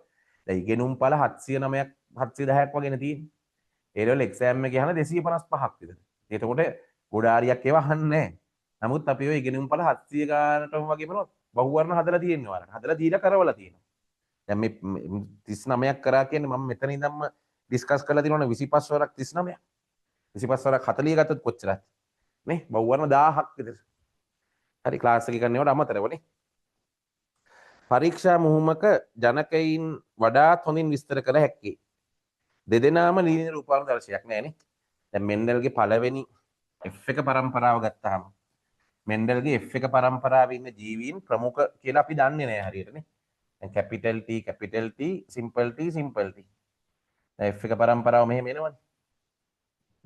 F1 පරම්පරාව 100%ක් කවුද?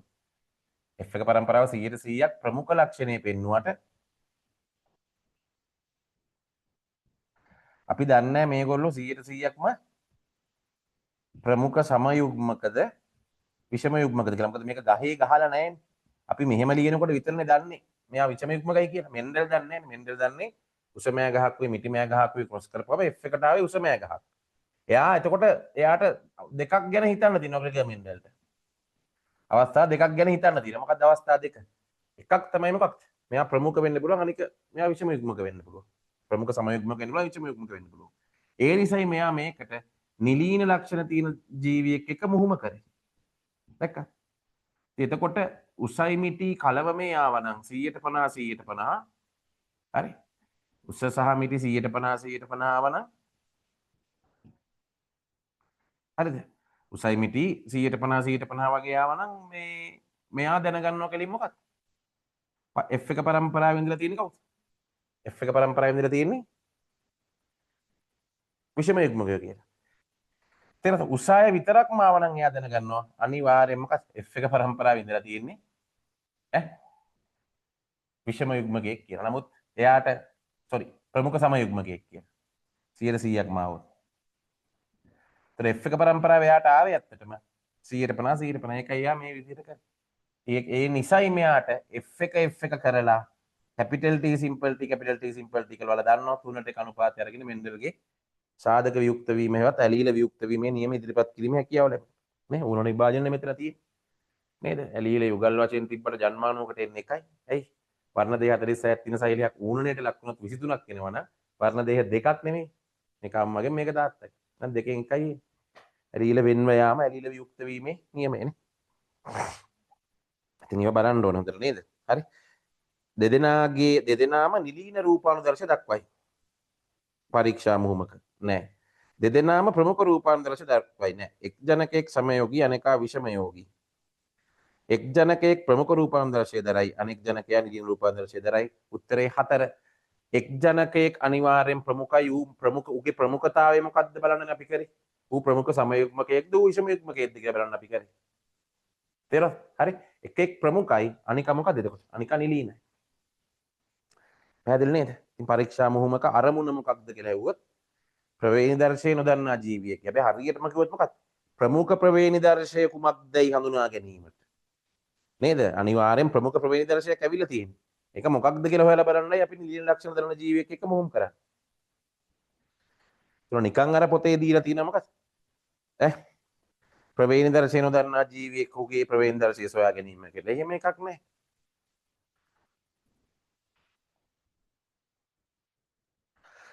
පහත දී ඇති පෙළවැල සටහන සම්බන්ධව දී ඇති ප්‍රකාශ අතරින් පිළිගත නොහැක්කේ කවරක්ද? දිව රෝල් කිරීමට හැකියවීම සම්බන්ධව. දැන් එතකොට බලන්න දැන් ඔයාලා දැනගන්න ඕන දෙයක් තමයි සුලභ මෙන්ඩලීය ආවේනික ලක්ෂණ. සුලභ මෙන්ඩලීය ආවේනික ලක්ෂණ කීපයක් වලට පාඩම් කරගන්න වෙනවා.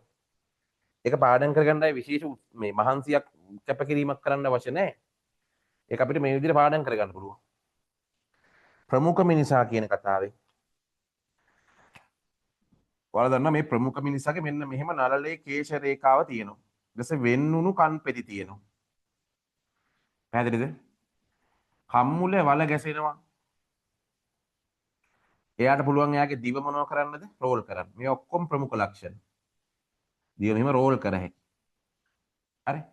ඊළඟට එයාට තියෙන ඍජු මාපටඟිල්ලක්.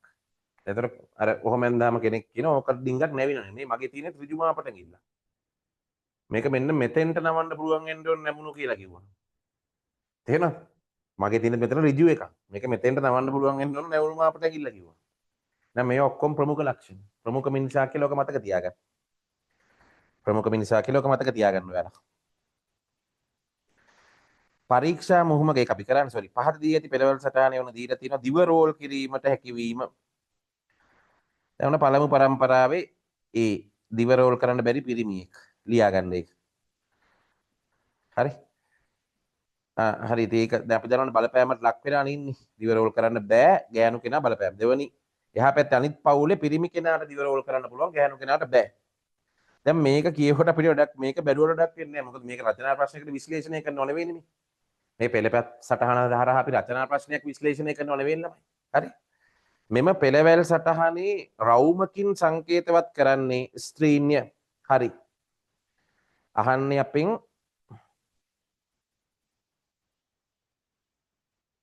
පිළිගත නොහැක්කේ. එක හරි. පළමු පරම්පරාවේ A සහ B ලක්ෂණ සඳහා සමයුග්මක ප්‍රවේණ දර්ශන දරයි. ලක්ෂණ සඳහා සමයුග්මක ප්‍රවේණදර්ශ දරනවලු. ලක්ෂණ සඳහා සමයුග්මක වෙන්න බෑ. ඒ අනිවාර්යෙන් විෂම යුග්මකයි. මොකද දරුවෝ ඉන්නවා දිව රෝල් කරන්න පුළුවන්.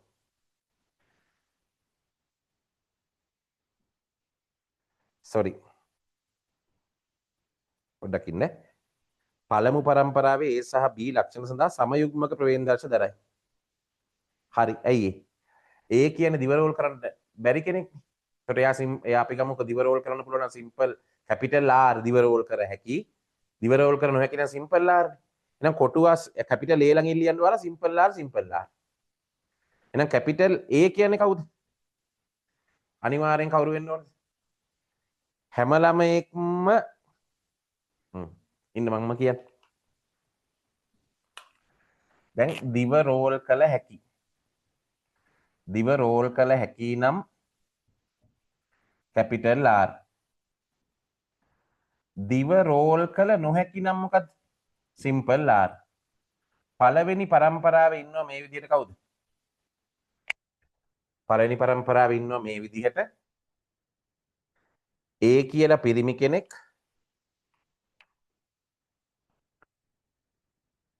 කැපිටල් A කියලා පිරිමි කෙනෙක් ඉන්නවා. එයාට දිව රෝල් කරන්න බෑ. එහෙනම් අනිවාර්යෙන් එයා සිම්පල් R සිම්පල් R. මෙයාට දිව රෝල් කරන්න පුළුවන්. එහෙනම් අපි දන්නේ කැපිටල් R කියලා විතරයි මෙයාගේ. මේ අකුර තාම දාන්න අයිතියක් නැහැ. හොඳයි. දැන් පොඩ්ඩක් තීරණය කරන්න දරුවෝ අතර ඉන්නවා එක ගෑනු ළමයෙක් දිව රෝල් කරන්න පුළුවන්. තවත් ගෑනු ළමයෙක් ඉන්නවා දිව රෝල් කරන්න පුළුවන්. තව දෙන්නෙක් ඉන්නවා දිව රෝල් කර නොහැකි. දැන් මේගොල්ලෝ සිම්පල් R වෙන්න ඕන නේද? මේගොල්ලෝ සිම්පල් R වෙන්න නම් මෙතනින් එක සිම්පල් R එකක් ඉන්නේ. අනිත් එක එන්නේ මෙතන නේ. එහෙනම් මේ අනිවාර්යෙන් විෂම යුග්මක වෙන්න බෑ. එහෙනම් දැන් වගන්තිය කියවන්න. පළමු පරම්පරාවේ A සහ B ලක්ෂණ සඳහා සමයුග්මක ප්‍රවේණදර්ශ දරයි. පළමු පරම්පරාවේ A සහ B ලක්ෂණ සඳහා සමයුග්මක ප්‍රවේණදර්ශ දරයි. දැන් යන්න B හොයන්න. දැන් A නම් සමයුග්මක කියන එක හරි. දැන් යන්න B. B වල පිරිමි කෙනා කැපිටල් R හිස්තරක් දාන්න වෙන්නේ. දැන් මම ආයෙ විස්තර කරන්නේ නැහැ. මෙයා සිම්පල් R සිම්පල් R. මෙයා කවුද?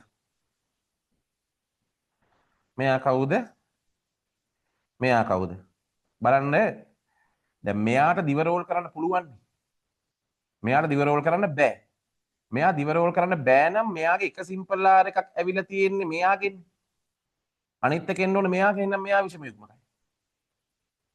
දැන් අපේ අහන්නේ කවුද? B. මේ ඉන්නේ B. මෙන්න B. ඒතර ඒත් නිලීන සමයුග්මකයි Bත් නිලීන සමයුග්මකයි. දැන් පළමු පරම්පරාවේ A සහ B ලක්ෂණ ය සඳහා සමයුග්මක ප්‍රවේණදර්ශ දරයි. හරි. ඒකට ඒකත් හරි. දෙවන පරපුරේ C සමයුග්මක වේ. දෙවන පරපුරේ C සමයුග්මක වේලු.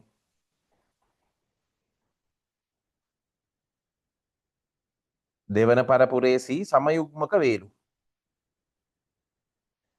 දැන් මෙයා අනිවාර්යෙන් කැපිටල් R තියෙනවා. මෙයාගෙත් කැපිටල් R තියෙනවා. අනිවාර්යෙන් මෙයාගේ මොකක් වෙන්න ඕනේ? සිම්පල් R නේ මෙයාගෙන් එන්න තියෙන්නේ. එහෙනම් එයා විෂම යුග්මක වෙන්න එපා. එහෙනම් අපිට උත්තරයට පහසුවෙන් ළඟා වෙන්න පුළුවන්. දෙවෙනි පරම්පරාවේ C සමයුග්මක වේ කියන එක වැරදි. එයා කවුද? විෂම යුග්මකයි. දෙවෙනි පරම්පරාවේ C සමයුග්මකයි කියන එක වැරදි. එහෙනම් එයා මොකද්ද? විෂම යුග්මකයි. ඉතින් ওই විදිහට තොරතුරු හරියට ලියාගෙන අර හිස්තන් ක්‍රමේ භාවිතා කරපුවම පහසුවෙන් මොකක්ද? පහසුවෙන් උත්තර වලට ළඟා වෙන්න පුළුවන්. හරි. අහන්න බැරි කමක් නැහැ. දෙබෙදුම් සුචියක් අහන්න බැරි කමක් නැහැ. පෙළපත් සටහනකින් මේ සැරේ අහන්න බැරි කමක් නැහැ. තව මාස යකුත් දවස් 10ක් විතර කල් තියෙනවා. ඒකින්ද හොඳට ප්‍රැක්ටිස් කරගන්න බැරි කමකුත් නැහැ. එකත් බැරි කමකුත් නැහැ. නිර්කේත අනුක්‍රම හඳුනාගත හැකි කෘත්‍ය නොමැති DNA ඛණ්ඩ පිළිවෙලින්. හරිද? ඉතින් මේකට මම නිතරම පාවිච්චි කරන රූපයක් තමයි මෙන්න මේ රූපේ.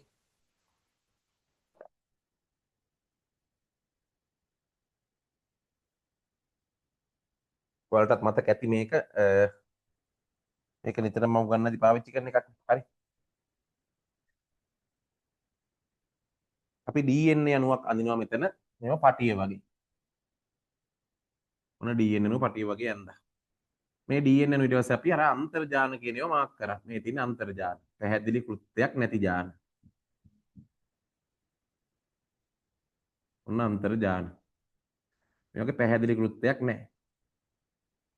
එන මේවා ප්‍රතිලේඛනය වෙන්නේ නැහැ. ඔය අපි ජාන ප්‍රවේණී වගේ දේවල් පාලනය කරනවා නම් ඕවා ඕන වෙනවා කියලා තියෙනවා. දැන් මේවන් ළමයි ජාන. දැන් මෙතන ජාන කීයක් තියෙනවද? මෙන්න ජීන් 1 මෙන්න ජීන් 2. දැන් මොකෝ වෙන්නේ? මෙයාලා ප්‍රතිලේඛනය වෙනවා. ඔන්න ප්‍රතිලේඛනය වුණා. හරි.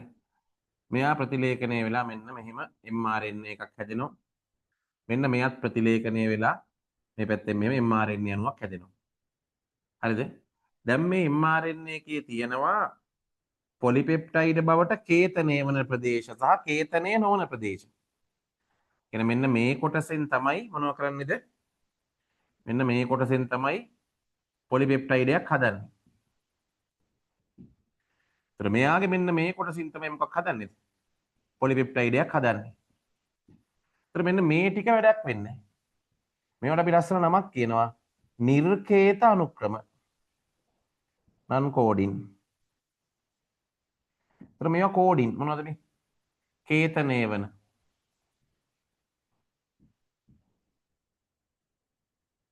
ඒතර මේවත් මොකක්ද?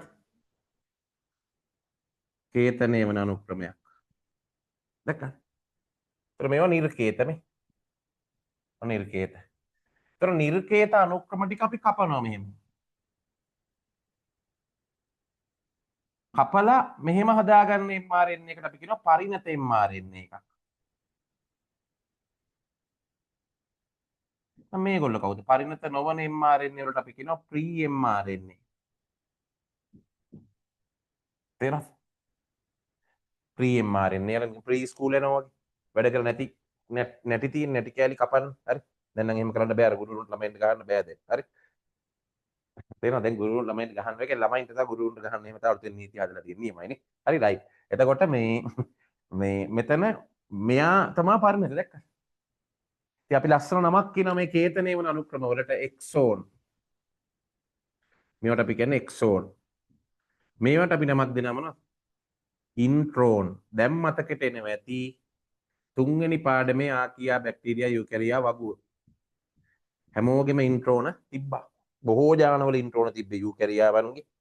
කලාතුරකින් තිබ්බ බැක්ටීරියාවන්ගේ. සමහර ජානවල තිබ්බා ආකියාවන්. හරි නේද? මේ රූප ඊටාම වැදගත්. තේරුණාද හරි? මේ රූප කවුරුත් අඳින්න රූප නෙවෙයි. මම අඳපු රූපේ. පැහැදිලි නේද? හරි. මේ රූපේ හරහා ලොකු දේවල් ටිකක් වලට සරලව වන් ෂොට් ඉගෙන ගන්න පුළුවන්. මේ අන්තර්ජාලමේ පේනවා. අන්තර්ජාලමේ පැහැදිලි කෘත්‍යයක් නේ. අපි ඒව අයින් කරලා ජානයේ විතරක් පිටපත් කරා මේ. ජානයේ විතරක් පිටපත් කරා. කළා එතන වැඩකට නැති ඉන්ට්‍රෝන් කෑලි කපලා මේ. එක්සෝන් කෑල්ලෙන් විතරයි එහෙනම් අන්න. කේතනයේ වන අනුක්‍රම කියලා කියන්නේ එක්සෝන්. හරි. තේරෙනවද? අද දවසට ඕක ඉගෙන ගත්තත් ඇති. අද දවසට ඔයාලා ඕක හරියට ඔලුවට දාගත්තත් ඇති ළමයි.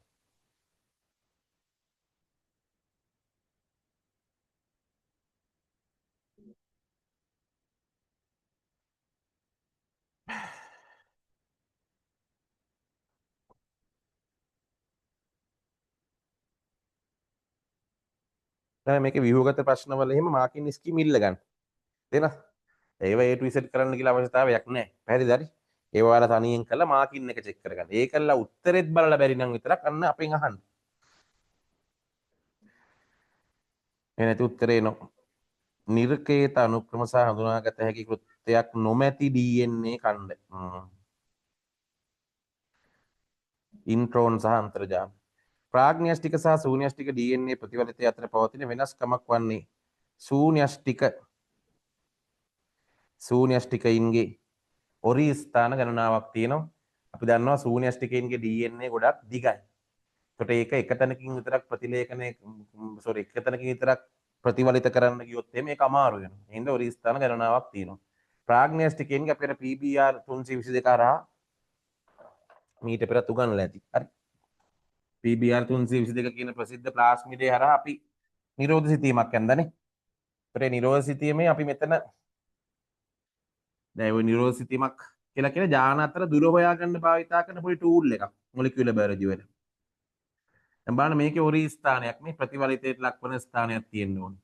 විවිධ සීමා එන්සයිම මගින් කැපුම් ස්ථාන. ඉතින් ඔයාලා කැමති විදිහකට මාක් කරගන්න. හරි?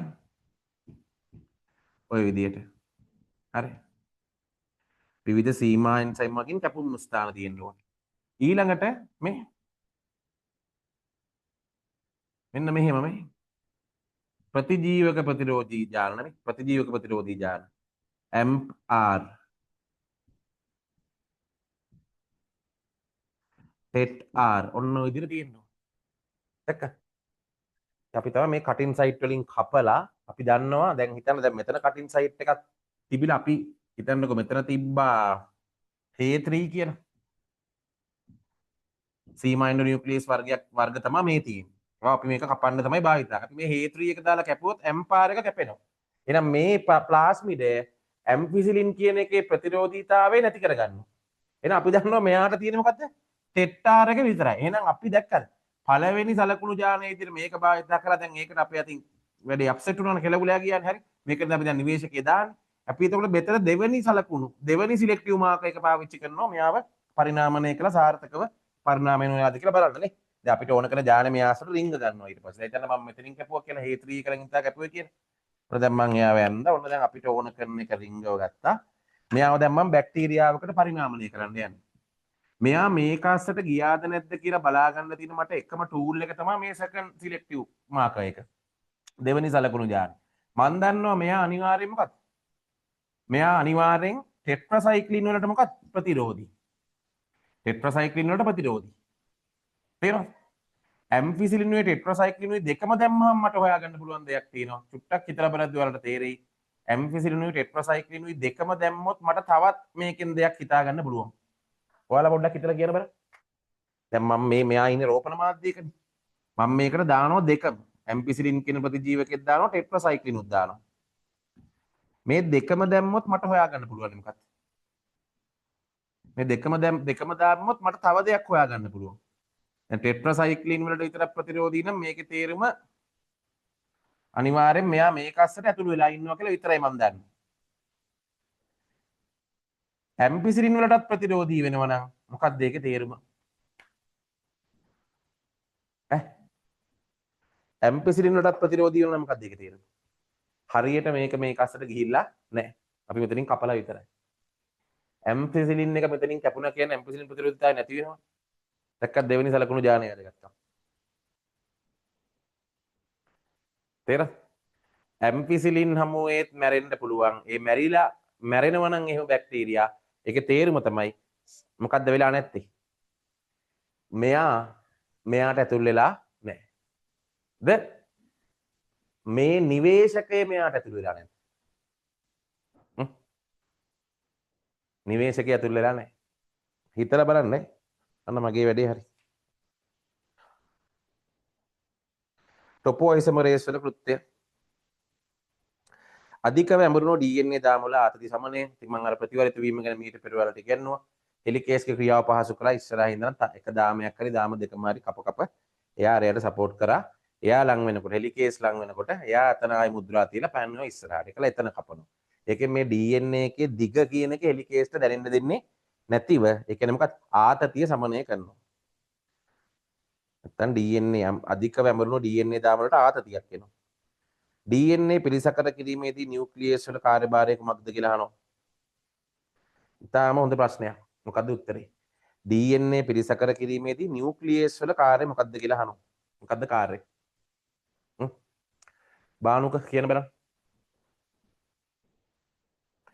DNA පිළිසකර කරනකොට නියුක්ලියස් වල කාර්යය මොකක්ද කියලා අහනවා. මොකද්ද කාර්යය?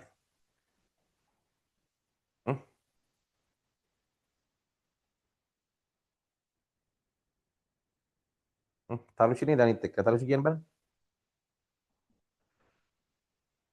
බානුක 3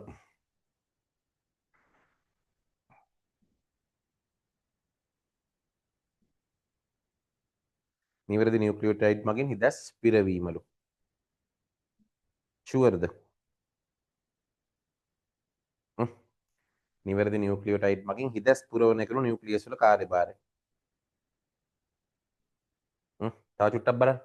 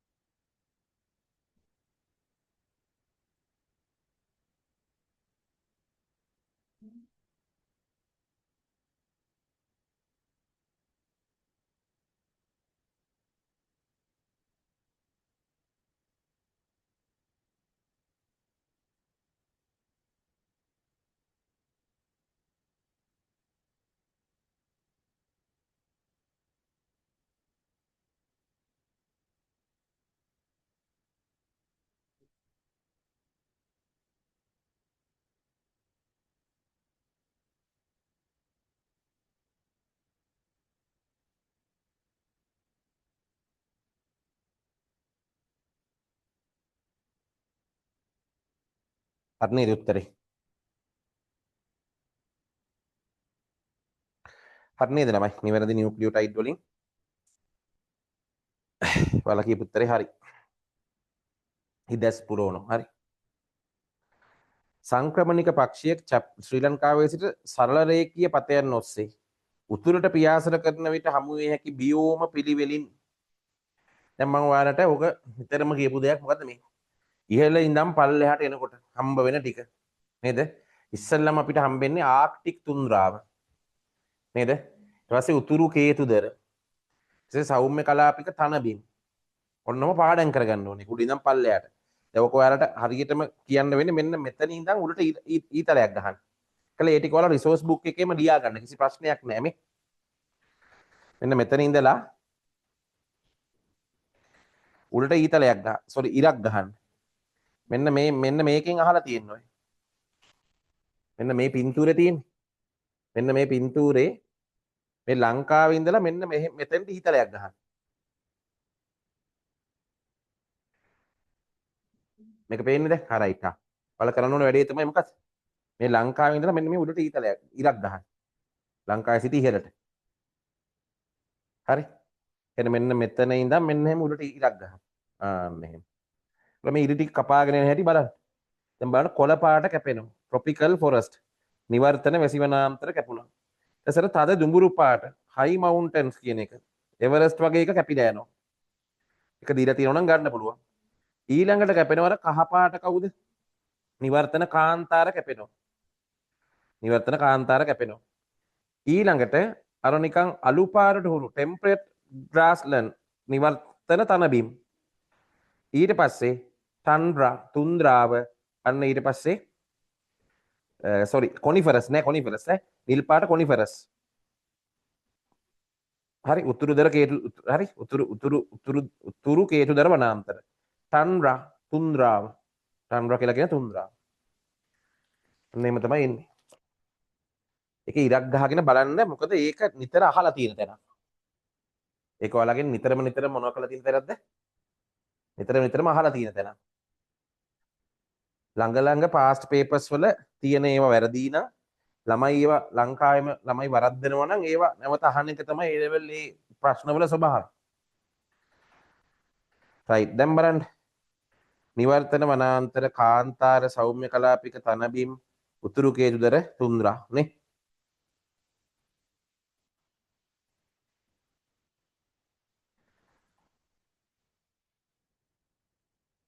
උත්තරේ මොකක්ද දෙන්න ඕන?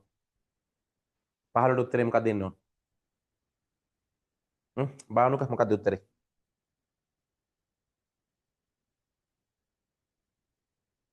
ඉහළ ඉඳන් පහළට දැනගන්නත් ඕනේ පහළ ඉඳන් ඉහළට දැනගන්නත් ඕනේ. හරි දෙක නේද උත්තරේ? දෙක. ආක්‍රමණික ආගන්තුක ජීවීන් දෙදෙනෙකු වන්නේ ආක්‍රමණික ආගන්තුක. සර් 14 වෙනි එකට පස්වෙනි එක නේද උත්තරේ? පොඩ්ඩක් ඉන්න. 14.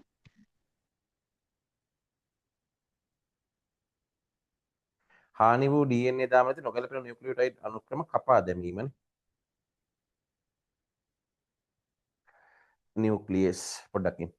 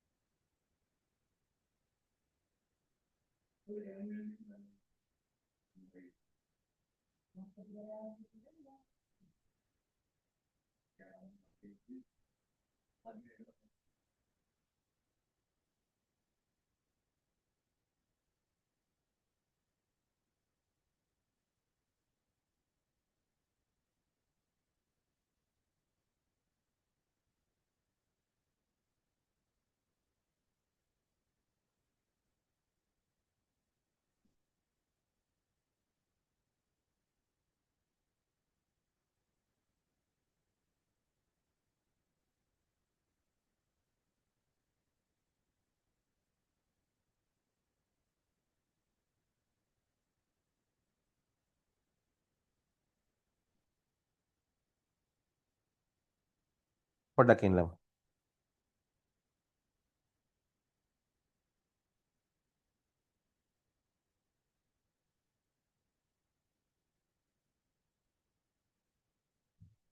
හානි වුණු DNA දාම වල පවතින නොගැලපෙන නියුක්ලියෝටයිඩ් අනුක්‍රම කපා දමා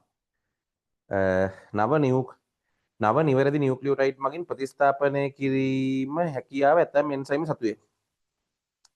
හරි. එතකොට දන්නවා දැන් DNA ප්‍රතිවරිත වෙනකොට වැරදි භස්මයෝගණනය වීම වෙන්න පුළුවන්. වැරදි භස්මයෝගණනය වීමක් වුණොත් මොකද්ද වෙන්නේ? වැරදිවට භස්මයෝගණනය වුණොත් මොකද්ද වෙන්නේ? වැරදියට භස්මයෝගණනය වුණොත් එහෙම විකෘතියක් වෙන්න පුළුවන් නේ. තේරෙනවද? අපි දන්නවා ආදේශය, නිවේශනය, ලෝපය කියලා විකෘති ආවේ. එතකොට මේ වැරදි භස්මයෝගණනය වීමක් වුණොත් ඒක විකෘතියක් වෙන්න පුළුවන්. එන ඒක හදාගන්න එකට අපි කියන මොකද? සෝදුපත් කියවීම. එතකොට ඒ සෝදුපත් කියවීම නිසා වැරදි ඒවා අයින් කරලා වැරදි නිවැරදි කරගන්න එකට තමයි අපි කියන්නේ මොකක්ද? DNA පිළිසකර කිරීම. හරිද? එතකොට මෙතන ඔන්න බලන්න හානි වුණු DNA දාම වල පවතින නොගැලපෙන නියුක්ලියෝටයිඩ් අනුක්‍රම කපා දමා නව නිවැරදි නියුක්ලියෝටයිඩ් මගින් ප්‍රතිස්ථාපනය කිරීමේ හැකියාව තියෙනවලු.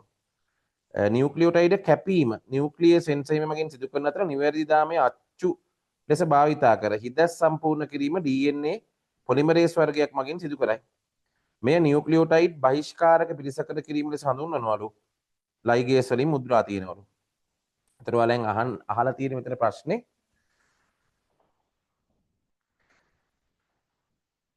මෙතන ඔයාලගෙන් අහලා තියෙන්නේ DNA පිළිසකර කිරීමේදී නියුක්ලියස් වල කාර්යභාරය. නියුක්ලියස් වල කාර්යභාරය තමයි හානි වූ DNA දාම වල ඇති නොගැලපෙන නියුක්ලියෝටයිඩ් අනුක්‍රම කපා දැමීම. එතකොට 1 2 3 sorry 5 හරි 5 යට තියෙන්නේ 1 2 3 නෙවෙයි හරි තේරෙනවද හරි හානි වූ DNA දාම වල ඇති නොගැලපෙන නියුක්ලියෝටයිඩ් අනුක්‍රම කපා දැමීම. 3 බලන්න නිවැරදි නියුක්ලියෝටයිඩ් මගින් හිදස් පිරවීම නිවැරදි නියුක්ලියෝටයිඩ් මගින් හිදස් පිරවීමට දායක වෙන්නේ එයා නෙවෙයි. පැහැදිලිද? හිදස් පිරවීම කරන්නේ DNA පොලිමරේස් වර්ගයක්. DNA පොලිමරේස් වර්ගයක්. කල හිදස් පිරුවට පස්සේ හානි වෙන්නේ දැන් වැරදි ඒවා අයින් කරන්න එක්කෙනෙක් ඉන්නවා. හරිද? අපි ගමුකො මෙහෙම. මේක වැරදුනානේ කාටත් ඔන්න බලන්න. දැන් පොඩි දෙයක් ඔන්න බලන්න දැන් මෙහෙම අපි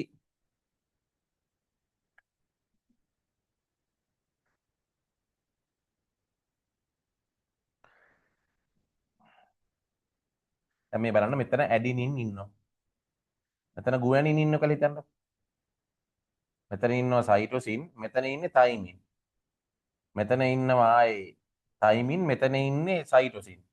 මේවා හරි මෙතනින් ඉස්සරහට හරි ඇඩිනින් තයිමින් ගුවැනින් සයිටෝසින් සයිටෝසින් ගුවැනින් මෙතනින් ඉස්සරහට කිසි ප්‍රශ්නයක් නැහැ. වැරද්ද තියෙන තැනට යනවා. වැරද්ද තියෙන තැනට ගිහිල්ලා මේවා කපලා අයින් කරන්න වෙනවනේ. මේක දැන් හිතමු අපි මේක එක පැත්තක් කපනවා කියලා. මේ පැත්තේ මෙන්න මෙයාව කපලා අයින් කරනවා. මෙයාවත් කපලා අයින් කරනවා. මෙයාවත් කපලා අයින් කරනවා.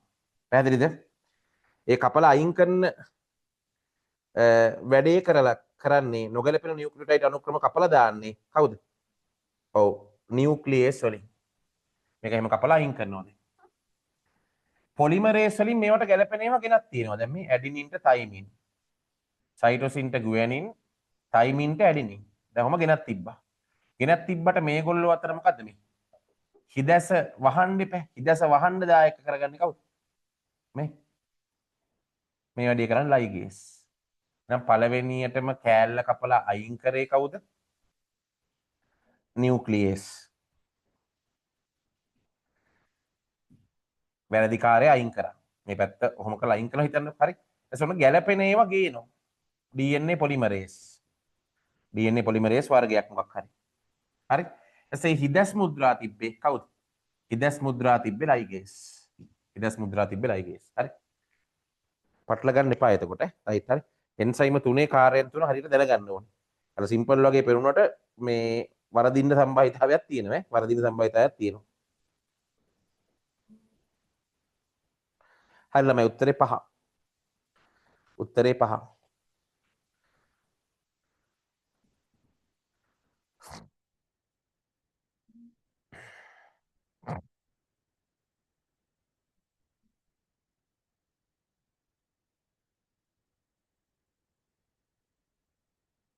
ඊළඟ ප්‍රශ්නෙත් බලන්න. ඊළඟ ප්‍රශ්නෙත් බලන්න.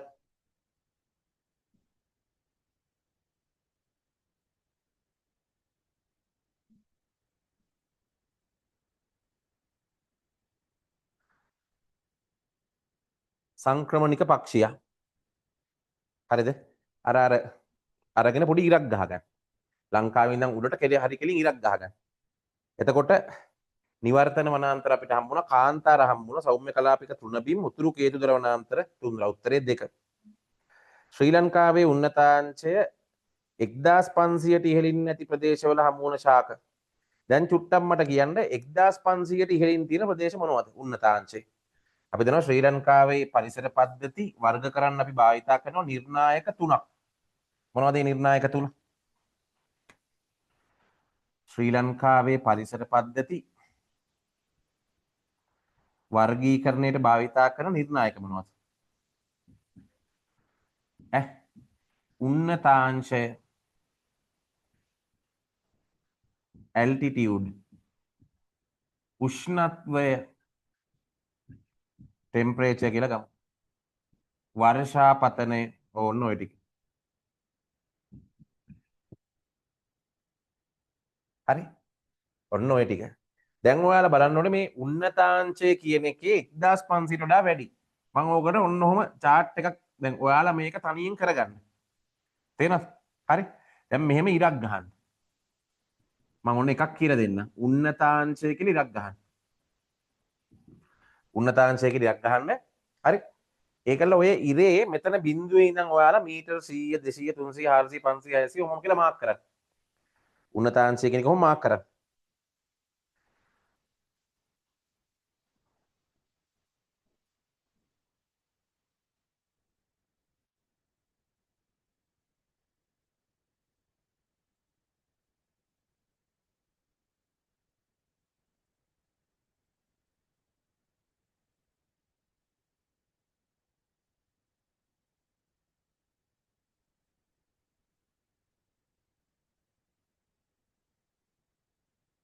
මෙයාලා ළමයි හදපු එකක් මට එවලා තියෙනවා මම ඔන්න ඒක ඔයාලට දාන්නම්. හරි? උෂ්ණත්වය, වර්ෂාපතනය, ආරයිට්.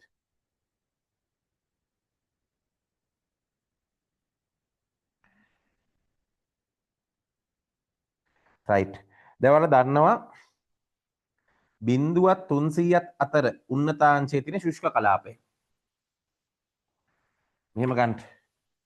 0වත් 300ත් අතර තියෙන ශුෂ්ක කලාපය. මේක අපි 1යි 2යි රයිට්. මෙහෙම ගමුකෝ 500යි 1000යි 1500යි. ඔයාලා හදාගන්න මේක 300ට අඩුයි නම් ශුෂ්ක. 300ට අඩුයි නම් ශුෂ්ක කලාපේ. ඒ කියන්නේ ළමයි මෙන්න මෙහෙම මේ. මෙන්න මේ පැත්ත මේ. පුත්තල මනම්මන ඔය මන්නාර මොන්න ඔය සයිඩ් එකයි මේ. යාල පැත්තටම 100%ක් කියන්න බෑ. මෙතන ඔය හම්බන්තොට පැත්තනේ. ඒතර මෙන්න මේ ටිකනේ තෙත් කලාපේ. ඒතර මේ ටික අතරමැදි කලාපේ. මේ ටික තෙත් නම් මේ පාට නොකරපු ටික අතරමැදි කලාපේ. මේක පාටම කරන්නම් කොමක් මොන ශුෂ්ක කලාපේ. මෙන්න තෙත් කලාපේ මෙන්න අතරමැදි කලාපේ. මෙන්න මේ කලාපයට අපි කියන මොකක්ද? වියලි කලාපය. ඉතින් වියලි කලාපේ. පේනවද? ඔම් පොඩි chart එකක් හදාගන්න. හරි? ශුෂ්ක කලාපය ඊට පස්සේ හොඳින් බලන්න වියලි කලාපය 500ත් මේ බලන්න 500ක් තියෙනවා මේ පැත්තේ මේක ඇතුළේ නිකන් 200ට වගේ ඔන්නෝ වියලි කලාපේ. අර තරම් අඩු නෑ. මුහුදට ළඟ නෑ මේ මුහුදු මට්ටමේ ඉඳලා බිඳුව කියලා කියන්නේ. අතරමැදි කලාපේ එනවා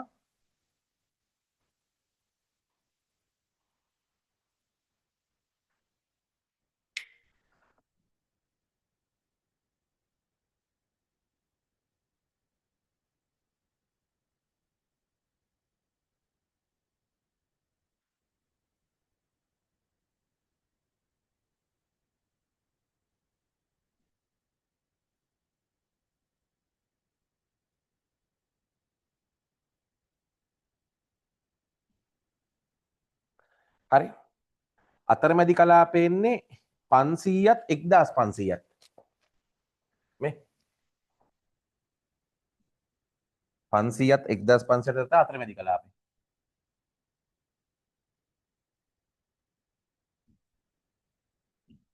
අතරමැදි 500ත් 1500ත්. තෙත් කලාපේනවා අවස්ථා දෙකකට.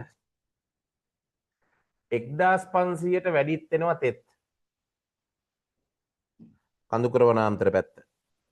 හරිද? නිවර්තන උපකඳුකර ඔය මේවා හරි. තෙත් පතන තියෙන පැත්ත. හරිද? ඊළඟට තෙත් කලාපෙට එනවා 300ත් 1000ත් මේ. 300ත් 1000ත් අතරත් ගන්න පුළුවන් තෙත් කලාපෙම. තෙත් කලාපය 300ත් 1000ත් අතරත් තෙත් කලාපය එනවා.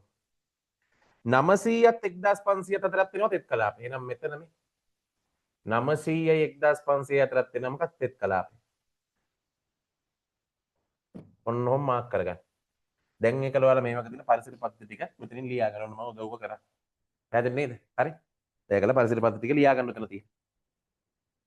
උතර වැඩේ ඊසි.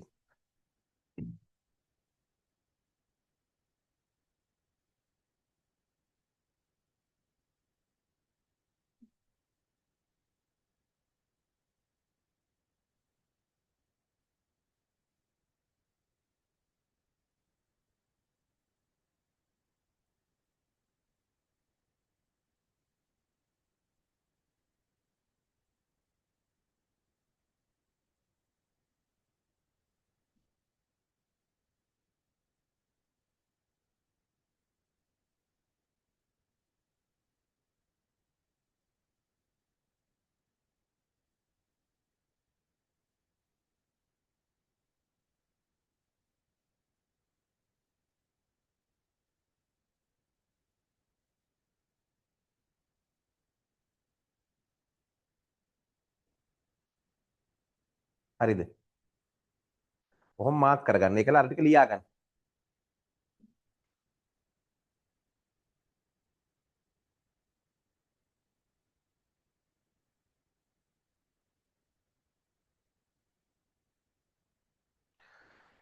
හරිනේ රයිට්. දැන් එන්න ප්‍රශ්නෙට. 1500ට ඉහළින් නැති ප්‍රදේශවල 1500ට ඉහළින් කියන්නේ මොකද්ද මේ? තෙත් කලාපෙනේ. කඳුකර වනාන්තරයෙන් නැද්ද? 1500ට ඉහළින් තියෙන ප්‍රදේශවල කොහොම කඳුකර වනාන්තරයෙන් නැද්ද? හරි.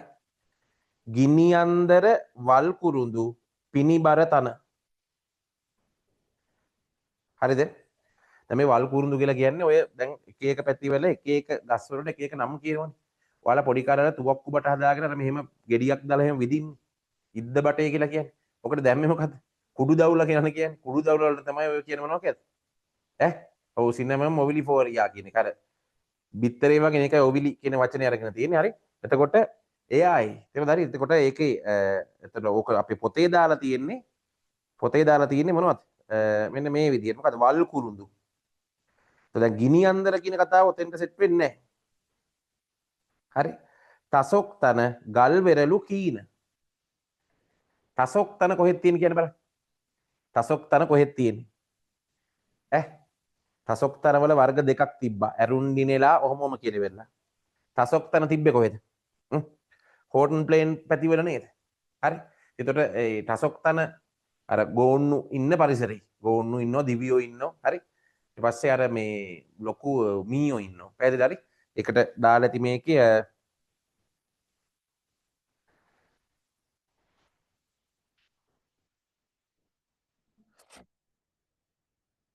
මේ කඳුකර වනාන්තර කීන වල් කුරුඳු ගල් වෙරළු. හරිද? ඊළඟට වියලි මිශ්‍ර සදාහරිත. ඒ 1000 1500 අතරනේ. සෝරි. ඒ වියලි කලාපෙනේ. ඒකේ තමයි වීරපලු කළුවර තියෙන්නේ. එතකොට නිවර්තන කටු කැලයක් වම අර කටුක ගතිය තියෙන ගස්. ගිනි අන්දර රණවරා හීරැස්ස. අරලු බුළු නෙල්ලි නම් සැවන. අරලු බුළු නෙල්ලි නම් සැවන. දැන් මතක් වෙනවා ඇති. හරිද? ඒතර පතනවල වර්ග දෙකක් තියෙනවා. 1500ට ඉහළ ප්‍රදේශයේ තියෙනවට අපි මේ මොනවද මේ? ඔව් තෙත් පතන කියලා හඳුන්වන්නේ. තෙත් පතන. වියලි පතන කියලා කියන්නේ සාමාන්‍යයෙන් ඔය අපි ඉන්න ප්‍රදේශයේ තියෙන අර වියලි පතන තමයි ඔය මේ වැලි මඩ හපුතලේ එහෙන් ගම් පොළ ඔන්න ඉතින් මේ වලපනේ පැත්තේ පැත්තේ ගන්නත් පුළුවන් අර පාරේ තියෙන අර මානගස් කියලා කියන්නේ අන්න ඒවා වියලි පතන. දැන් උත්තරේ පහසුවෙන් එනවා. තසොක්තන ගල්වෙරළු කීන. හරි. ආක්‍රමණික ආගන්තුක ජීවීන් දෙදෙනෙක් හඳුන්වා දීපු නෙවෙයි හඳුන්ලා දීපු නෙවෙයි මොකක්ද? ආක්‍රමණිකයි මොකක්ද? ආගන්තුකයි. ඒතර යන්න වෙන උත්තරේ මොකක්ද? ගඳපානයි ජපන් ජබරයි. ජපන් ජබර හඳුන්ලා දුන්න කතන්දරේ වල දන්නවා කියලා ලෝක යුද්ධ කාලේ ගඳපාන කියන්නේ අර වල දන්නවා අර හිඟුරු කියලා කියන මිනිස්සු. අර හරි කටුකයි ඒ කොලේ. ඒ කොලේ තියෙන කෙමිකල් පොළවට වැටුනම පොළවේ තියෙන අනිත් ගස්වල බීජ මැරෙනවා. ඒ තරම් විසයි ඒක. ඒකයි ඒක ආක්‍රමණිකයෙක් වෙලා තියෙන්නේ. ආක්‍රමණිකයෙක් කියන්නේ එයා ස්වභාවික ක්‍රමයකට හරි මිනිස්සු හඳුන්ලා දීලා හරි. දැන් මෙතන අහන්නේ මොකද්ද? හඳුන්ලා දීලා. දැන් ස්වභාවික ක්‍රම වලට ආපු කෙනෙක් තමයි කවුද අර? හඳුන්වා දීපු කෙනෙක් නෙමෙයි අර කළුතර ගොළු බෙල්ල කියන එක. ඒ හින්දා ඒ විදිහට ගන්න. අර මේ මාන ගන්නත් පුළුවන් ඈ. හරි. තේරෙනවද? හරි. ඒකත් ආක්‍රමණිකයි. දැන් කොච්චර ඒවා කපලා ගිනි තිබ්බත් හැදෙන්නේ නැද්ද ඔය පාරවල් අයිනේ තියෙන ඕන තරම් නේ.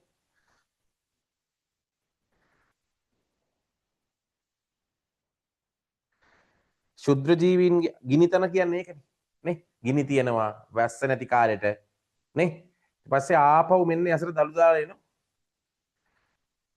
ශුද්‍ර ජීවීන්ගේ ආක්‍රමණකතාවයට අදාළ වන හැකියාවන් වන්නේ පහත සඳහන් කවරක්ද කියලා අහනවා. ලෙසිතිනේ සෙන්සයිමේ නිපදවීම මගින් සෛල බිත්ති විනාශ කිරීම. ලෙසිතිනේ සෛල බිත්ති වලට නෙවෙයි ඉන්නේ. ලෙසිතිනේස් ඉන්නේ සෛල පටලවල ලෙසිතින් සංරචකය. අන්තක්සෛලීය එන්සයිම ස්‍රාවය කිරීමේ හැකියාව තියෙනවලු. අන්තක්සෛලීයද බහිස්සෛලීයද? ධාරක ප්‍රවේශන මාර්ග කරා සක්‍රියව ඇතුළු වීමේ හැකියාව. ධාරක ආරක්ෂණ යන්ත්‍රණ අභිබවා යාමට තිබෙන හැකියාව.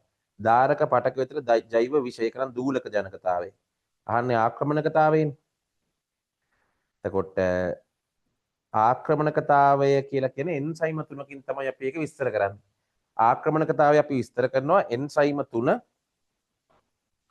ෆොස්ෆොඩිෆේස් ලෙසිතිනේස් හයලුරොනිඩේස්.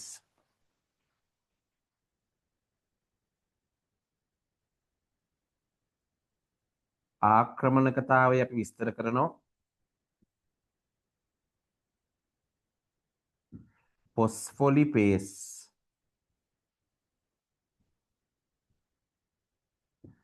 ලියන්න ලෙසිතිනේස් හයලුරොනිඩේස්. තීන්ත නෑනේ බෑනේ. හයලුරොනිඩේස්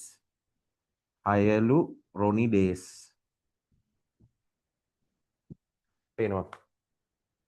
ෆොස්ෆොලිෆේස් ලෙසිතිනේස් හයලුරොනිඩේස් ආක්‍රමණකතාවයට වැදගත් වෙන එන්සයිම ටික.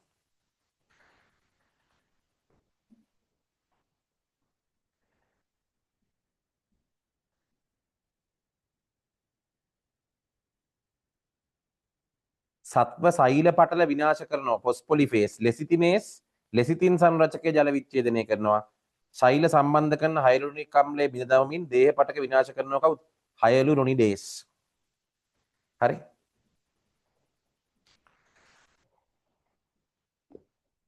ඔයාලා දන්නවා මේ ඔය බහිස්සෛලීය පූරකය ගත්තාම ඔය බහිස්සෛලීය පූරකයේ තියෙන ප්‍රධාන සංඝටකයක් තමයි කවුද මේ? හයලුරොනික් අම්ලය. තීන්ත ඉවරයි. හරි. හයලුරොනික් අම්ලය හයලුරොනිඩේස්. හරි. සත්ව සෛල එකිනෙක බැඳලා තියාගන්න පොඩි ගම් එකක් මෙහෙම. සත්ව සෛල එකිනෙක බැඳලා තියාගන්න පොඩි ගම් එකක්. හයලුරොනික් අම්ලය. හරි. අන්න එයාව විනාශ කරනවා. හරි.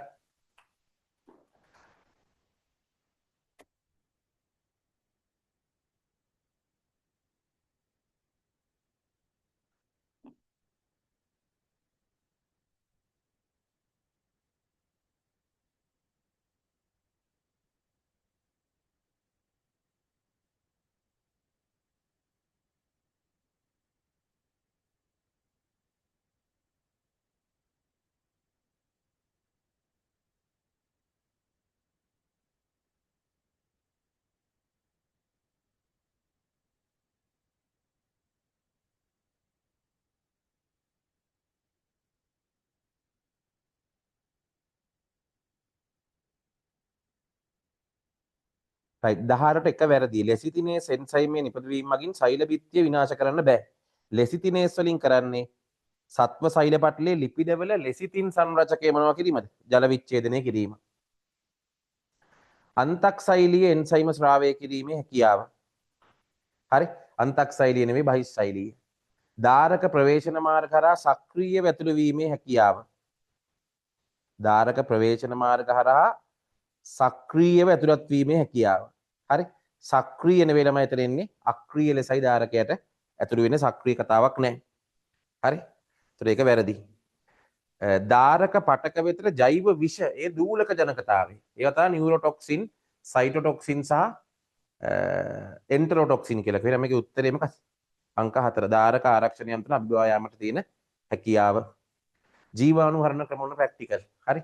දැන් ප්‍රැක්ටිකල් වලින් අහනවනේ නේ. ඔයාලා හොඳට බලන්න පානමානය.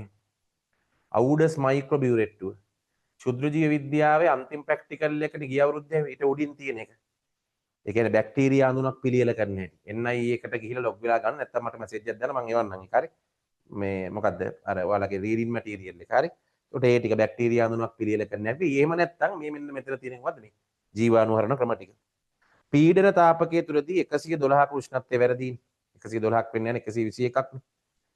පීඩන තාපකයේ තෙත් තාප ක්‍රමයේ 121යි වර්ගංගල රාත්තල් 15යි මිනිත්තු 15ක්.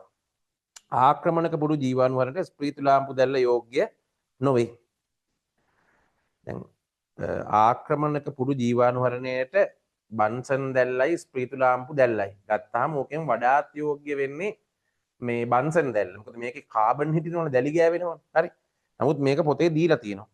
ඒ නිසා මේ බලමු අපි දැන් යෝග්‍ය නොවේ කියන එක නිවැරදි කියන යහන්නේ අපි. යෝග්‍යයි කියලා ගන්න පුළුවන්. පිපෙට්ටු වැනි වීදුරු උපකරණ වියලි වායු උදුනක 170ක උෂ්ණත්වයේ පැය දෙකක පමණ කාලයක් පවත්වා ගැනීමෙන් ජීවාණුහරණය සිදු කරන්න පුළුවන්.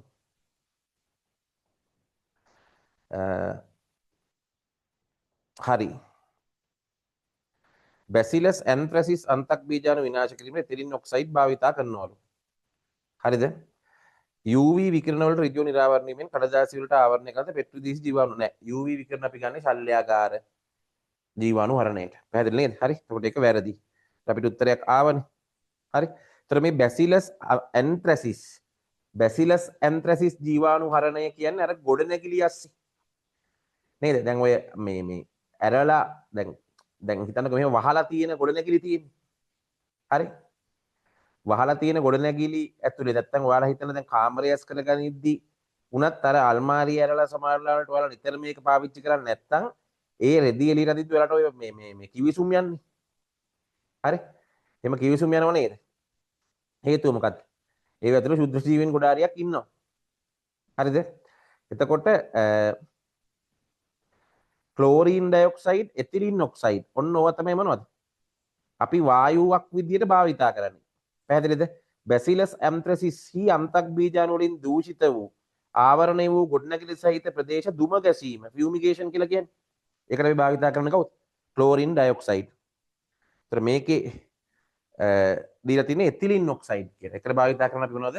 ක්ලෝරින් ඩයොක්සයිඩ්, එතිලින් ඔක්සයිඩ් භාවිතා කරන්නේ අන්තක් බීජාණු සහ ශුද්ධ ජීවීන් මරා දැමීමට. ඒකට ඉහළ විනිවිද යාමේ හැකියාවක් තියෙන හින්දා රෝහල් වල ඇඳන් සහ මෙට්ට ඇඳන් සහ මෙට්ට ජීවාණුහරණයට යෝග්‍ය වෙන්නේ යා. රෝහල් වල ඇඳන් සහ මෙට්ට ජීවාණුහරණයට යෝග්‍ය වෙන්නේ යා. කාර්මික අපජලයේ පිරිසිදු කිරීමේ පිරියතක තව තියෙනවා පෙරීම නේ. දැන් රුධිර මස්තු වගේ ඒවා නේද? අපි දන්නවා මිලිපෝ පටල පෙරහන භාවිතා කරලා අපිට පෙරා ගන්න පුළුවන්. පැහැදිලිද? හරි. ඒ විදිහට ඒ ටික හොඳට බලන්න. හරි. ශල්‍යාගාර ජීවාණුහරණය තමයි සර්ජිකල් බෙඩ් එකට උඩින් මෙහෙම සුදු පාට ලයිට් ටිකක් ගහලා තියෙන්නේ. අන්න ඒ වගේ තමයි ඒවා එන්නේ. හරි. තේරෙනවද?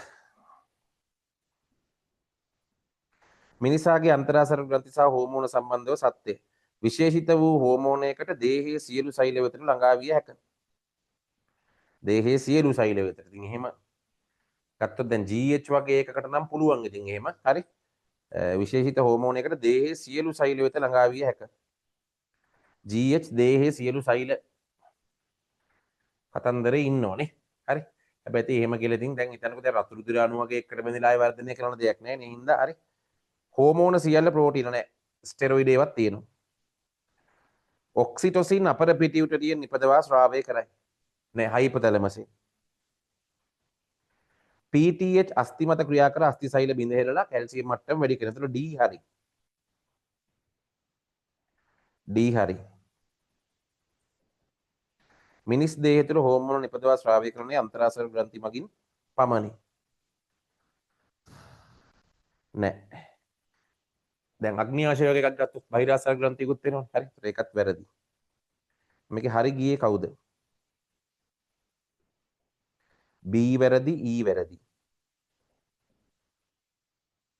Cත් වැරදි. එන උත්තරේ 5. X වර්ණ දේහයට සම්බන්ධ වන මානව ප්‍රවේණික ආබාධ.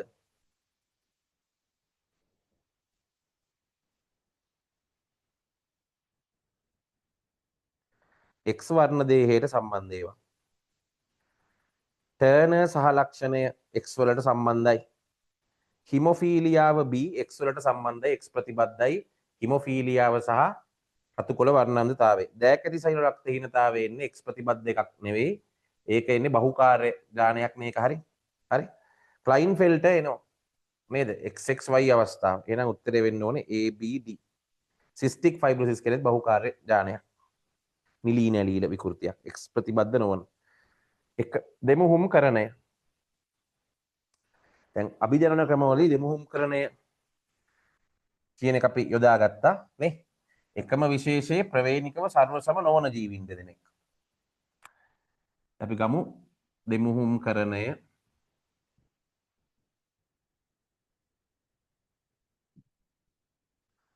එකම විශේෂයේ වෙන්න ඕනේ ප්‍රවේණිකව සර්ව සම නොවන දෙන්නෙක්. දැන් හිතන්න මෙහෙම. ඉහළ අස්වැන්න සහිත රෝග ප්‍රතිරෝධීතාවය අඩු.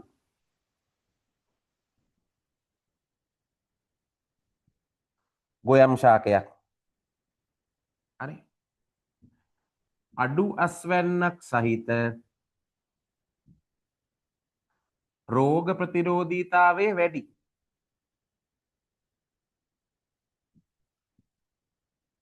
ගොයම් ශාකයක්. හරි. අපි ගමුකෝ ඉහළ අස්වැන්න හොඳ අපි ගමු ඉහළ අස්වැන්න කැපිටල් A වලින් රෝග ප්‍රතිරෝධීතාවය වැඩි නම් කැපිටල් B. එහෙනම් අපි ගමු මේක එතකොට එන්න ඕනේ මොකද? ඉහළ අස්වැන්න කැපිටල් A රෝග ප්‍රතිරෝධීතාවය අඩුයි. Simple B simple B. අඩු අස්වැන්න සිම්පල් A සිම්පල් B රෝග ප්‍රතිරෝධීතාවය වැඩි. Capital B capital B.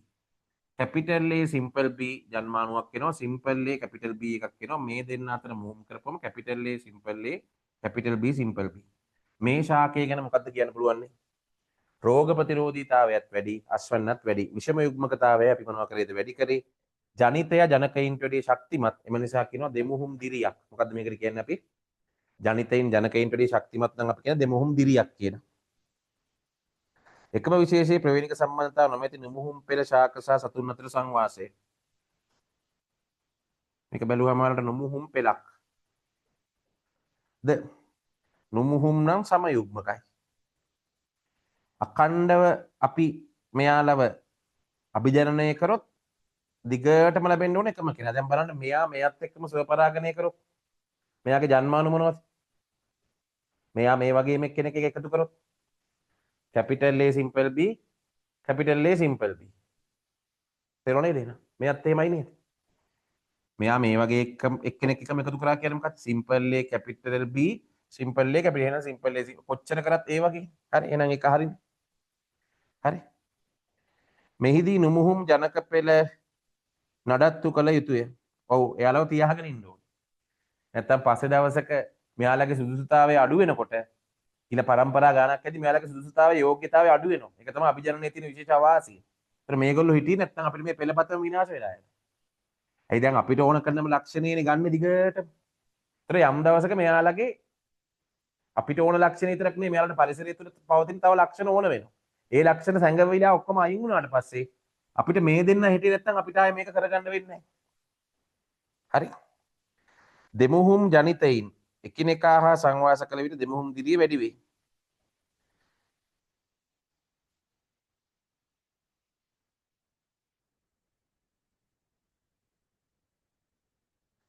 දෙමුහුම් ජනිතයින් එකිනෙක හා සංවාස කළ විට දෙමුහුම් දිරිය වැඩි වෙයි.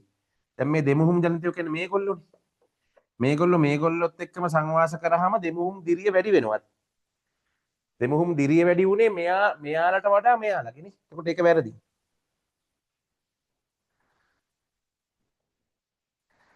දේශීය සත්‍යාභිජනක ප්‍රභේදවලට වඩා දෙමුහුම් ජනිතයින් හෙමින් පරිණත වෙයි. ඔව් එයාලගේ පරිණතිය හෙමින්. දෙමුහුම් ජීවීන්ගේ ඵලදාවේ වර්ධනයක් තිබුණද ආවේනික රෝග ප්‍රතිරෝධීතාවය අඩුය. ඔව් ඒක සත්‍ය වෙන්න පුළුවන්. හරි. ඒක සත්‍ය වෙන්න පුළුවන්. ඉන්න පොඩ්ඩක් ඉන්න බලන්න ඈ. රයිට්. පහද උත්තරය අරන් තියෙන පොඩ්ඩක් ඉන්න.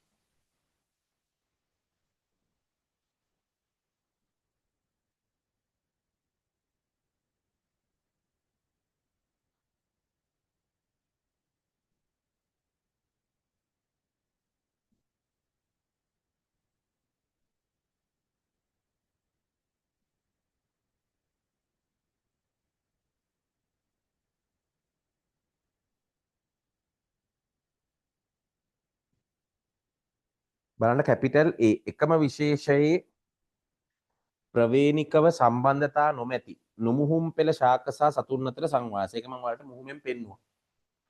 ඔය මුහුම ලියා ගන්න අමතක වෙයි නැත්තම්. හරි? එතකොට ඒක හරි.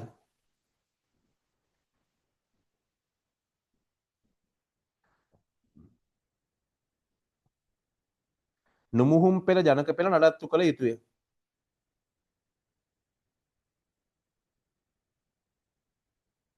ඔව් ඒකත් හරි.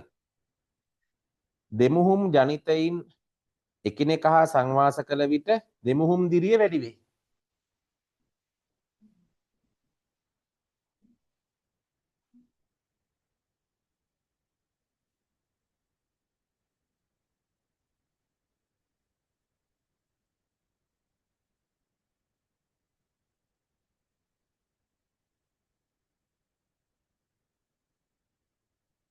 මේ බලන්න. එතකොට ඒක වරදිනවා. දෙමුහුම් ජනිතයින් එකිනෙක හා සංවාස කළ විට දෙමුහුම් දිරිය වැඩි වෙයි කියන එක නෙවෙයි. පළමු පරම්පරාවේ තමයි ජනකයින් දෙදෙනාගේම අභිමත ගති ලක්ෂණ හොඳට පෙන්වන්නේ. තේරෙනවද? දැන් මම මෙතන මේ කරලා තියෙන එක ඔයාලා බලන්න. උතන F එකේදී තමයි දෙමුහුම් දිරිය හොඳටම වැඩි වෙලා තියෙන්නේ.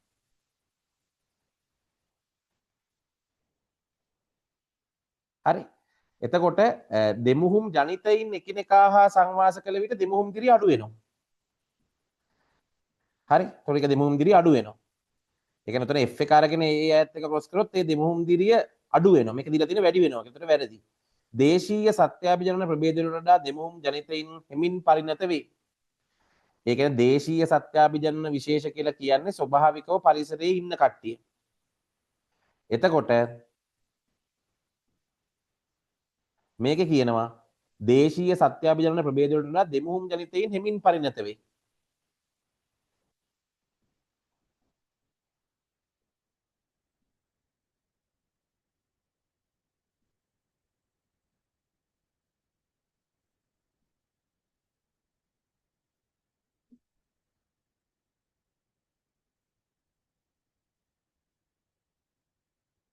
ඔය එක හරියන්න ඕනේ.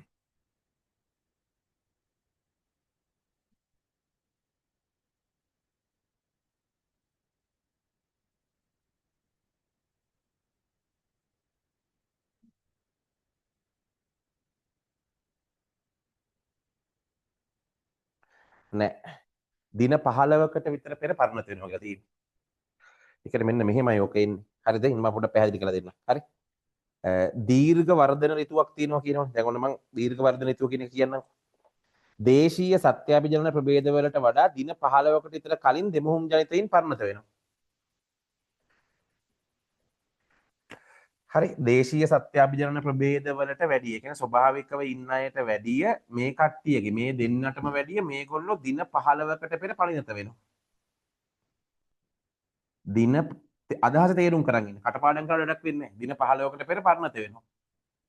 ඇයි මේගොල්ලන්ගේ දිරිය වැඩිනේ. මේගොල්ලන්ගේ දිරිය වැඩි. පැහැදිලිද? මේගොල්ලන්ගේ දිරිය වැඩි නිසා අන්න මොකද්ද වෙන්නේ? මේගොල්ලෝ කලින් පරිණත වෙනවා. කලින් පරිණත වුණොත් මේගොල්ලොන්ගේ මොකක්ද වෙන්නේ? අස්වැන්න ලැබෙන කාලය වැඩි වෙනවා. මෙකුණගේ අස්සර ලැබෙන කාලය වැඩි වෙනවා. අපි ඒකට කියන මොකක්ද? දීර්ඝ වර්ධන ඍතුව කියලා කියන්නේ ඕකට. තේරෙනවද? කලින් පරණතුනොත් දැන් හිතන්නකො මෙහෙම. තක්කාලි ගහක් ගෙඩි හැදිලා අපිට ගෙඩි කඩා ගන්න දෙන්නේ මාසයයි එයා. පැහැදිලිද? අපි තක්කාලි ගහක් හදා ගන්නවා මේ ක්‍රමයට. එතකොට එයා අපිට මාසෙට අමතරව තව දවස් 15කට කලින් මෙයා මොනව වෙන්නේ? තව දවස් 15කට කලින් නේද මෙයා පරණත වෙන්නේ? ඒතර අපිට මොකක්ද? මාසෙකුත් තව මාස එකහමාරක විතර කාලයක් අස්වැන්න නෙලා ගැනීම හැකියාව තියෙනවා. ඒකට හරි ලස්සන වචනයක් කියනවා. දීර්ඝ වර්ධන ඍතුව. ඒතර මේකේ කියලා තියෙන ළමයි එක අනිත් පැත්තට. දේශීය සත්‍යාභිජනන ප්‍රභේදවලට වඩා දෙමුම් දිලිතෙන් හිමින් පරණත වෙන්නේ නෙමෙයි. කලින් පරණත වෙනවා. කලින් පරණත වුණොත් අපිට අස්වැන්න නෙලා ගන්න දින කාල සීමාව වැඩි වෙනවා. හරි. හොඳ තැන් ඈ දෙමුහුම් ජීවීන්ගේ ඵලදාවේ වර්ධනයක් තිබුණොත් ආවේනික රෝග සඳහා ප්‍රතිරෝධීතාවය දෙමුහුම් ජීවීන්ගේ ඵලදාවේ වර්ධනයක් තිබ්බට ආවේනික රෝග සඳහා ප්‍රතිරෝධීතාවය අඩුයිලු. හරි.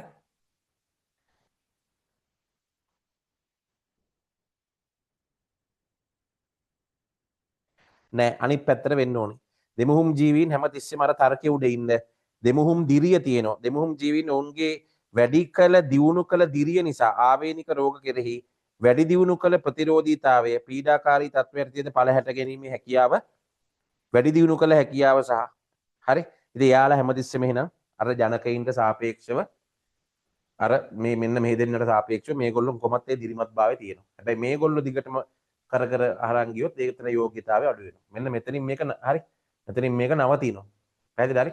එතනින් මේක නැවතුනොත් තමයි දෙමුහුම් දිරියේ වාසි ටික තියෙන්නේ. හරි. ඒක පොඩ්ඩක් ඔලුවට දාගන්න අර රිසෝස් බුක් එකේ දීලා තියෙනවා. හරි. අර චුට්ටක් අවධානයෙන් බැලුවේ නැත්තම් පැටලෙනවා. තේරුණා නේද? පැටලුම් සාගතයි ප්‍රශ්නේ හොඳයි ඈ. තේරුණාද හරි? ප්‍රශ්නේ ඊටාම හොඳ මට්ටමේ තියෙනවා.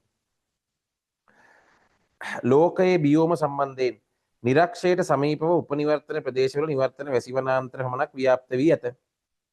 නිරක්ෂයට සමීපව උපනිවර්තන ප්‍රදේශවල නිවර්තන වැසිවනාන්තර විතරක් තියෙනවා. නිවර්තන කාන්තාර නැත් තියෙනවා. නිවර්තන කාන්තාර තියෙනවා. සවනා තියෙන්නත් පුළුවන්. හරි. නිවර්තන වියලි සහ වැසිවනාන්තරවල අපිශාක සුලභය. වැසිවනාන්තරවල නම් මොකක්ද? අපිශාක කතන්දරේ ගන්න පුළුවන්. අපි දන්නවා නිවර්තන වනාන්තර වර්ග දෙකක් තියෙනවා. නිවර්තන වියලි සහ නිවර්තන තෙත්. ඒක වල වගුවක් ගහලා සංසන්දනය කරන්න. ඒකේ වර්ග දෙකක් තියෙනවා. නිවර්තන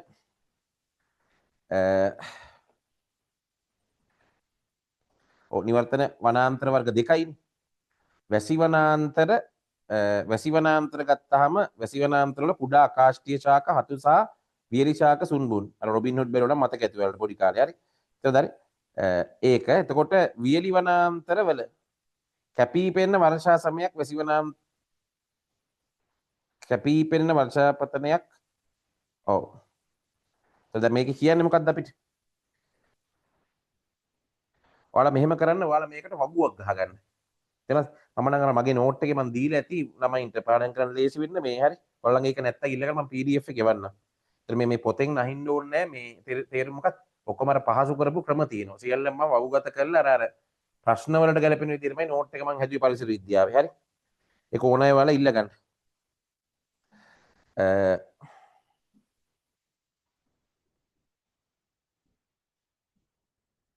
නිවර්තන වියලි සහ වැසිවනාන්තර වල අපිශාක සුලභය. දෙකේම අපිශාක සුලභයි කියලා කියන්න බෑ.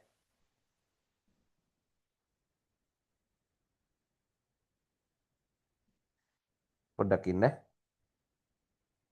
නිවර්තන වැසිවනාන්තර වල සදාහරිත ශාක ප්‍රමුඛ වන නමුත් වියලි වනාන්තර වල පතනශීලී ශාක. ඒ කියන්නේ කාලයකට කොළ හැලෙනවා.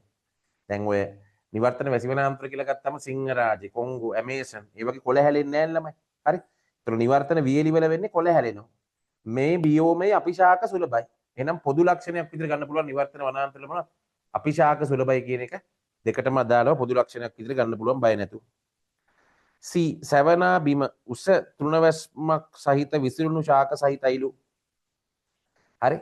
උස් තෘණවැස්මක් තුළ විසිරුණු ශාක දරා සිටීම කියන එක තමයි මොකක්ද? දර්ශීය භූදර්ශනයේ සැවනාවලට හේතුව. ඔයාලා දන්නවා ඔයාලා ඔය මේ ඩිස්කවරි channel එකේ එහෙම බලනකොට අර සිංහයෝ අර මේ ඔය යවසන තැන්වල මොකක්ද තියෙන්නේ?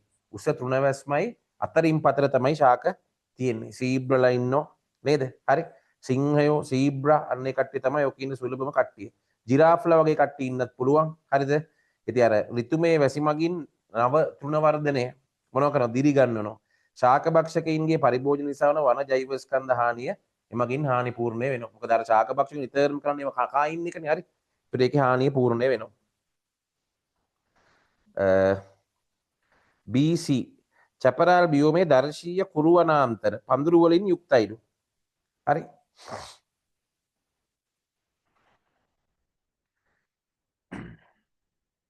කාන්තාර කියන නිවර්තනයි සෞම්‍ය කලාපිකයි බියෝමයක්. ඒතර මේකේ නිරක්ෂයට සමීප උපනිවර්තන ප්‍රදේශවල නිවර්තන වැසිවනාන්තර පමණක් ව්‍යාප්ත වී ඇත. නිවර්තන වැසිවනාන්තර විතරයිලු ව්‍යාප්ත වෙලා තියෙන්නේ.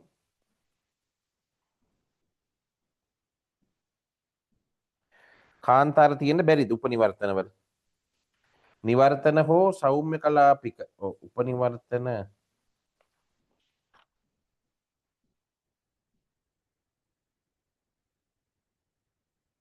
නෑ උපනිවර්තන වලක් තියෙනවා. ඒතර ඒක ඒ වැරදි. ඒ වැරදුනා. පින්තූරේ බැලුවම තේරෙනවා. B හරි C හරි උත්තරේ 5. චැපරාල් බියෝමේ උස බියෝමය දර්ශීයව කුරුවනාන්තර පඳුරු වලින් සමන්විතයි. කුරුවනාන්තරයි පඳුරුයි තියෙනවලු චැපරාල් බියෝමේ. කුරුවනාන්තර සහ පඳුරු චැපරාල් බියෝමේ. දර්ශීය වශයෙන් කුරුවනාන්තරයි පඳුරුයි. හරි එක හරි. හරි. ඒකේ ප්‍රශ්නයක් නැහැ. උස තෘණ පේරි බිම් මේ වන විට අන්තරයට ලක් වී ඇත. උස තෘණ ප්‍රේරි බිම් සෞම්‍ය කලාපික තෘණ බිම් වල හරිද?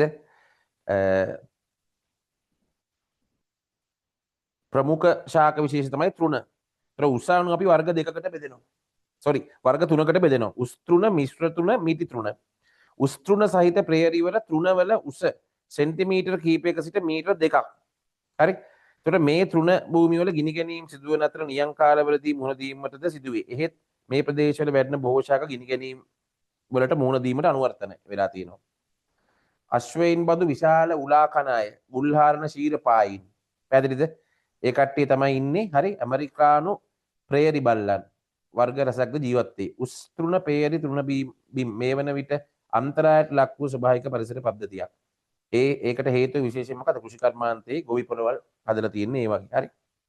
එතකොට මේකේ ඊ ප්‍රකාශයට එන්න. උස්ස තෘණ පේරි බිම් මේකට හරි. එන උත්තරේ 5 වුණත් එන්න ඕනේ. හරි. අන්තඵලයේ ලෙස ප්‍රාථමික පරිවෘත්තිජ ඵල පමණක් භාවිතයට ගනී. ශුද්‍ර ජීවීන්ගේ කර්මාන්ත ගැන. කර්මාන්ත අපි ප්‍රධාන හතරකට බෙදෙනවා. ටුට්ටක් මතක් කරගන්න. ප්‍රධාන හතර තමයි ශුද්‍ර ජීවීන්ගේ කර්මාන්තවල කෙලින්ම අපි අන්තඵල ලබා ගන්න ශුද්‍ර ජීවියාම භාවිතා කරා. උදාහරණයක් විදිහට හතු ඒ වගේම අපි හතු කෙලින්ම කනවනේ. අන්තඵලයේ අපි කෙලින්ම ආහාරයට ගත්තා. ඊළඟට අපි අන්තඵල ලෙස ශුද්‍ර ජීවී පරිවෘත්තීය ඵල යොදාගත්තා. නේ? අන්තඵල ලෙස ශුද්‍ර ජීවී පරිවෘත්තීය ඵල යොදාගත්තා. දැන් උදාහරණයක් විදිහට ගන්න පුළුවන් ප්‍රාථමික හෝ ද්විතීයික පරිවෘත්තීය. හරිද? ප්‍රාථමික ඒවා මධ්‍යසාර පාන. ද්විතීයික පරිවෘත්තීය කියලා කියන්නේ ඒ වගේන් තව ඒවා හදා ගන්නකොට අපි කියනවා ද්විතීයික පරිවෘත්තීය ප්‍රතිජීවක. අන්තඵල ලෙස පරිවෘත්තීය ක්‍රියාවලිය යොදාගත්තා. දැන් විශේෂයෙන් කොම්පෝස්ට් හදනකොට ඊළඟට අපි ද්විතීයික පිරියම් කිරීම සක්‍රිය කළ බොර ක්‍රමයේ කාන්දු පෙරහන් ක්‍රමයේදී එතන යාලගේ ලෝහ නිස්සාරණය ඒ වගේ තැන්වල ශුද්‍ර ජීවී ක්‍රියාවලියයි අපි ප්‍රයෝජනට ගත්තේ. අපි එයාව භාවිතා එයාව කෑවෙත් නැහැ. ඒ කියන්නේ යාම ගත්තේ නැහැ කිලිම එයාගේ ක්‍රියාවක් ගත්තේ. ඊළඟට අපිට මොකක්ද GM මෝල හදා ගැනීම. ඒ කියන්නේ අන්තඵල ලබා ගන්න ප්‍රවේණිකව විකරණය කරපු ශුද්‍ර ජීවීන්. විශේෂයෙන් මානව වර්ධක හෝමෝන. ඒකේ මානව කියලා ලියන්න. හරි. මානව GH, මානව ඉන්සියුලින්. අන්න ඒ වගේ. හරි. හරි. අන්තඵල ලෙස ප්‍රාථමික පරිවෘත්තිජ ඵල පමණක් නෙවෙයි ප්‍රතිජීවක කියලා කියන ද්විතීයික පරිවෘත්තිජ ඵල එන්නේ පිළිගත නොහැකි වන්නේ කවරක්ද කියලා අහන්නේ නම් ඒ උත්තරයක් වෙනවා. ඒ උත්තරයක් වෙනවා පිළිගත නොහැකි වහන්නේ. ශුද්‍ර ජීවීන්ගේ ඉහළ වර්ධන වේගය නිසා කෙටි කාලයකින් අමුද්‍රව්‍ය අන්තඵල බවට පත් කරන්න පුළුවන්. B හරි. නමුත් උත්තරයක් වෙන්නේ නැහැ. බාල වර්ගයේ තම ලෝපස් වලින් තම ලෝහයේ නිස්සාරණයට අන්න ඒකේ තියෙන වායු බැක්ටීරියාවක් වල සියුඩෝමෝනාස්. නමුත් මොන වායු කෙනෙක් ඒක මොන වැරද්ද තිබ්බත් හරි. ඒකේ ප්‍රශ්නයක් නැහැ සියුඩෝමෝනාස් ගන්න නැහැ. තඹහන දන්න ගන්නේ තයෝබැසිලස් තයොක්සිඩන්සුයි තයෝබැසිලස් ෆෙරොක්සිඩන්සුයි. ප්‍රතිශක්තිකරණයේදී භාවිතා කරන හෙපටයිටිස් B එන්නත ඊස්ට් යොදාගෙන නිපදවා ඇති ප්‍රතිසංයෝජිත එන්නතක්ලු. ප්‍රතිශක්තිකරණයේදී භාවිතා කරන හෙපටයිටිස් B එන්නත. හරිද? ප්‍රතිශක්තිකරණයේදී භාවිතා කරන හෙපටයිටිස් B එන්නත. ඔයාලා ඕකේ ලිස්ට් 4ක් හදන්න. අර වර්ග 4ට වගු 4 දාලා. ප්‍රතික්‍රියාවයි ශුද්ධ ජීවියයි නැත්නම් ඵලයයි ශුද්ධ ජීවියයි. දැන් උදාහරණයක් විදිහට ගත්තොත් ප්‍රවේණික විකරණය. හරිද? ප්‍රවේණික විකරණය කියන එක ගත්තාම එතන ප්‍රවේණික විකරණය අපිට වෛද්‍ය විද්‍යාවේදී භාවිතා කරන්න පුළුවන්. ඊළඟට කෘෂි කර්මාන්තදී ප්‍රවේණික විකරණයට මොනවද අපි කරලා තියෙන්නේ? ඒ උදාහරණ. ඒ විදිහට ඒක බලන්න. හරි? මේ බලන්න. සැකරොමයිසස් සිරිවිසී තමයි ඉන්සියුලින් හදන්න අධිකව යොදාගෙන තියෙන්නේ. වර්ධක හෝමෝනේ හදන්න යොදාගෙන තියෙන්නේ E. coli. එතකොට දැන් මෙතන වලට කියන්නේ හෙපටයිටිස් B එන්නත හදන්න හෝමෝන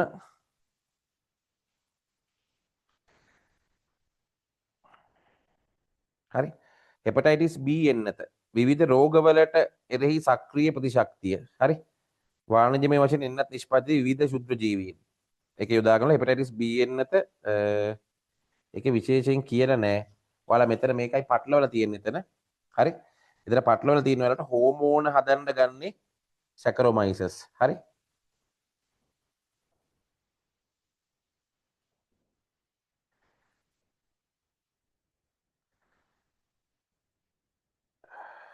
කොබර ප්‍රතිශක්තිකරණයේදී භාවිතා කරන හෙපටයිටිස් B එන්නත ඊස්ට් සෛල යොදාගෙන නිපදවා ඇති ප්‍රතිසංයෝජිත එන්නතකි. නෑ. ඊස්ට් සෛල යොදාගෙන හදලා තියෙන්නේ ඉන්සියුලින්.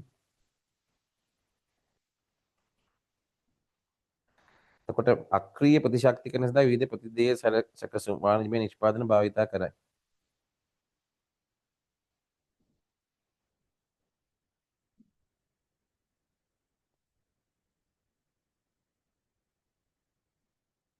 එතන ඊස්ට් නෙවෙයි එන්නේ. කාර්මික ශුද්ධ ජීව විද්‍යාවේ ශුද්ධ ජීවීන් ශුද්ධ රසායනික කර්මාන්තශාල ලෙස හඳුන්වයි හරි. මේකේ උත්තරේ ඔයාලට පහසුවෙන් එනවා. A වැරදුනා C වැරදුනා D වැරදුනා උත්තරේ දෙක. බලන්න B සහ E හරිද කියලා. ඔව් B හරි E හරි A C D උත්තරේ දෙක. හරි නේද? හරි. රයිට්. ඔයාලා මේ වගේ උත්තර ලියන්න. මේක මාකින් එක ඔයාලට දෙන්න. මේක රචනා ප්‍රශ්නේ තුනයි මොකක්ද? DNA ප්‍රතිවර්ධය. එතෙන්දී එන්සයිම් වල මම ඊට පෙර කියා දීලා තියෙනවා. පොලිස් ස්ථානයේදී අර යදි ගෑරෙනවා නේ. හෙලිකේස් ATP වැය කර කර ඉස්සරහට යන හැටි. ප්‍රමාදී දාමය, පෙරටු දාමය හැදෙන හැටි හරි. ඒවා විස්තර කරලා ලියන්න ඔයගොල්ලෝ ඉතින්. තේරෙන්නේ නැති ඒවා ටික අහගන්න. හරි. ඊට සිකුරාදා සම්බන්ධන සිකුරාදා A to Z අර පේපර් එකේ මුළු ඔක්කොම තව ළමයි ඉන්නවා. පැහැදිලි හරි. තව ළමයි ඉන්නවා මේ පිට පළාත් වල ළමයිත් ඉන්නවා. හරි. මේක දැන් ඔයාලට කලින් පටන් ගත්ත පන්තිනේ හරි. එතකොට මේ ඔව් ඒකට කට්ටිය සම්බන්ධ වෙයි. මේ ඔයාලා ඉතින් පුළුවන් තරම් වැඩ කරන්න. මම මේක රෙකෝඩින් එක දෙන්නම්. මේ මම මේකේ මුලින් කියපු මාතෘකාව හොඳින් බලන්න. මේක ඉතින් මේ හැම මාතෘකාවක්ම අපි මොනවද හොඳ තැන් අරගෙන මේ කියන ඔයාලට මේක කොහෙන් ගත්තත් ඔය මේ කරපු පේපර් එක අති වැදගත්. ඔකට හොඳට විවරණ ලියන්න ඔයාලා. පැහැදිලි නේද? හොඳට විවරණ ලියන්න මේ ඒකට කරගන්න පුළුවන්. මේ දවස් 40 ඇති සෑහෙන ගේමක් ගහගන්න. හරි. ඉතින් අර පේපර්ස් පහටම සම්බන්ධ වෙන්න. එතකොට වැඩේ හරි. හරි නේද එන? හරි. රයිට්. ඔයාලට බැරි මොනවද තියෙනවා නම් මේ ගෲප් එකට දාන්න. හරි. ප්‍රශ්න කෙලින් ඇහුවොත් කමක් නැහැ මගේ නම්බරෙත් ඇති. හරි. කියවලා හොයලා බලලා තේරුම් කරගන්න බැරිව අහගන්න මගේ. හරි නේද? එහෙනම් good night. රයිට්.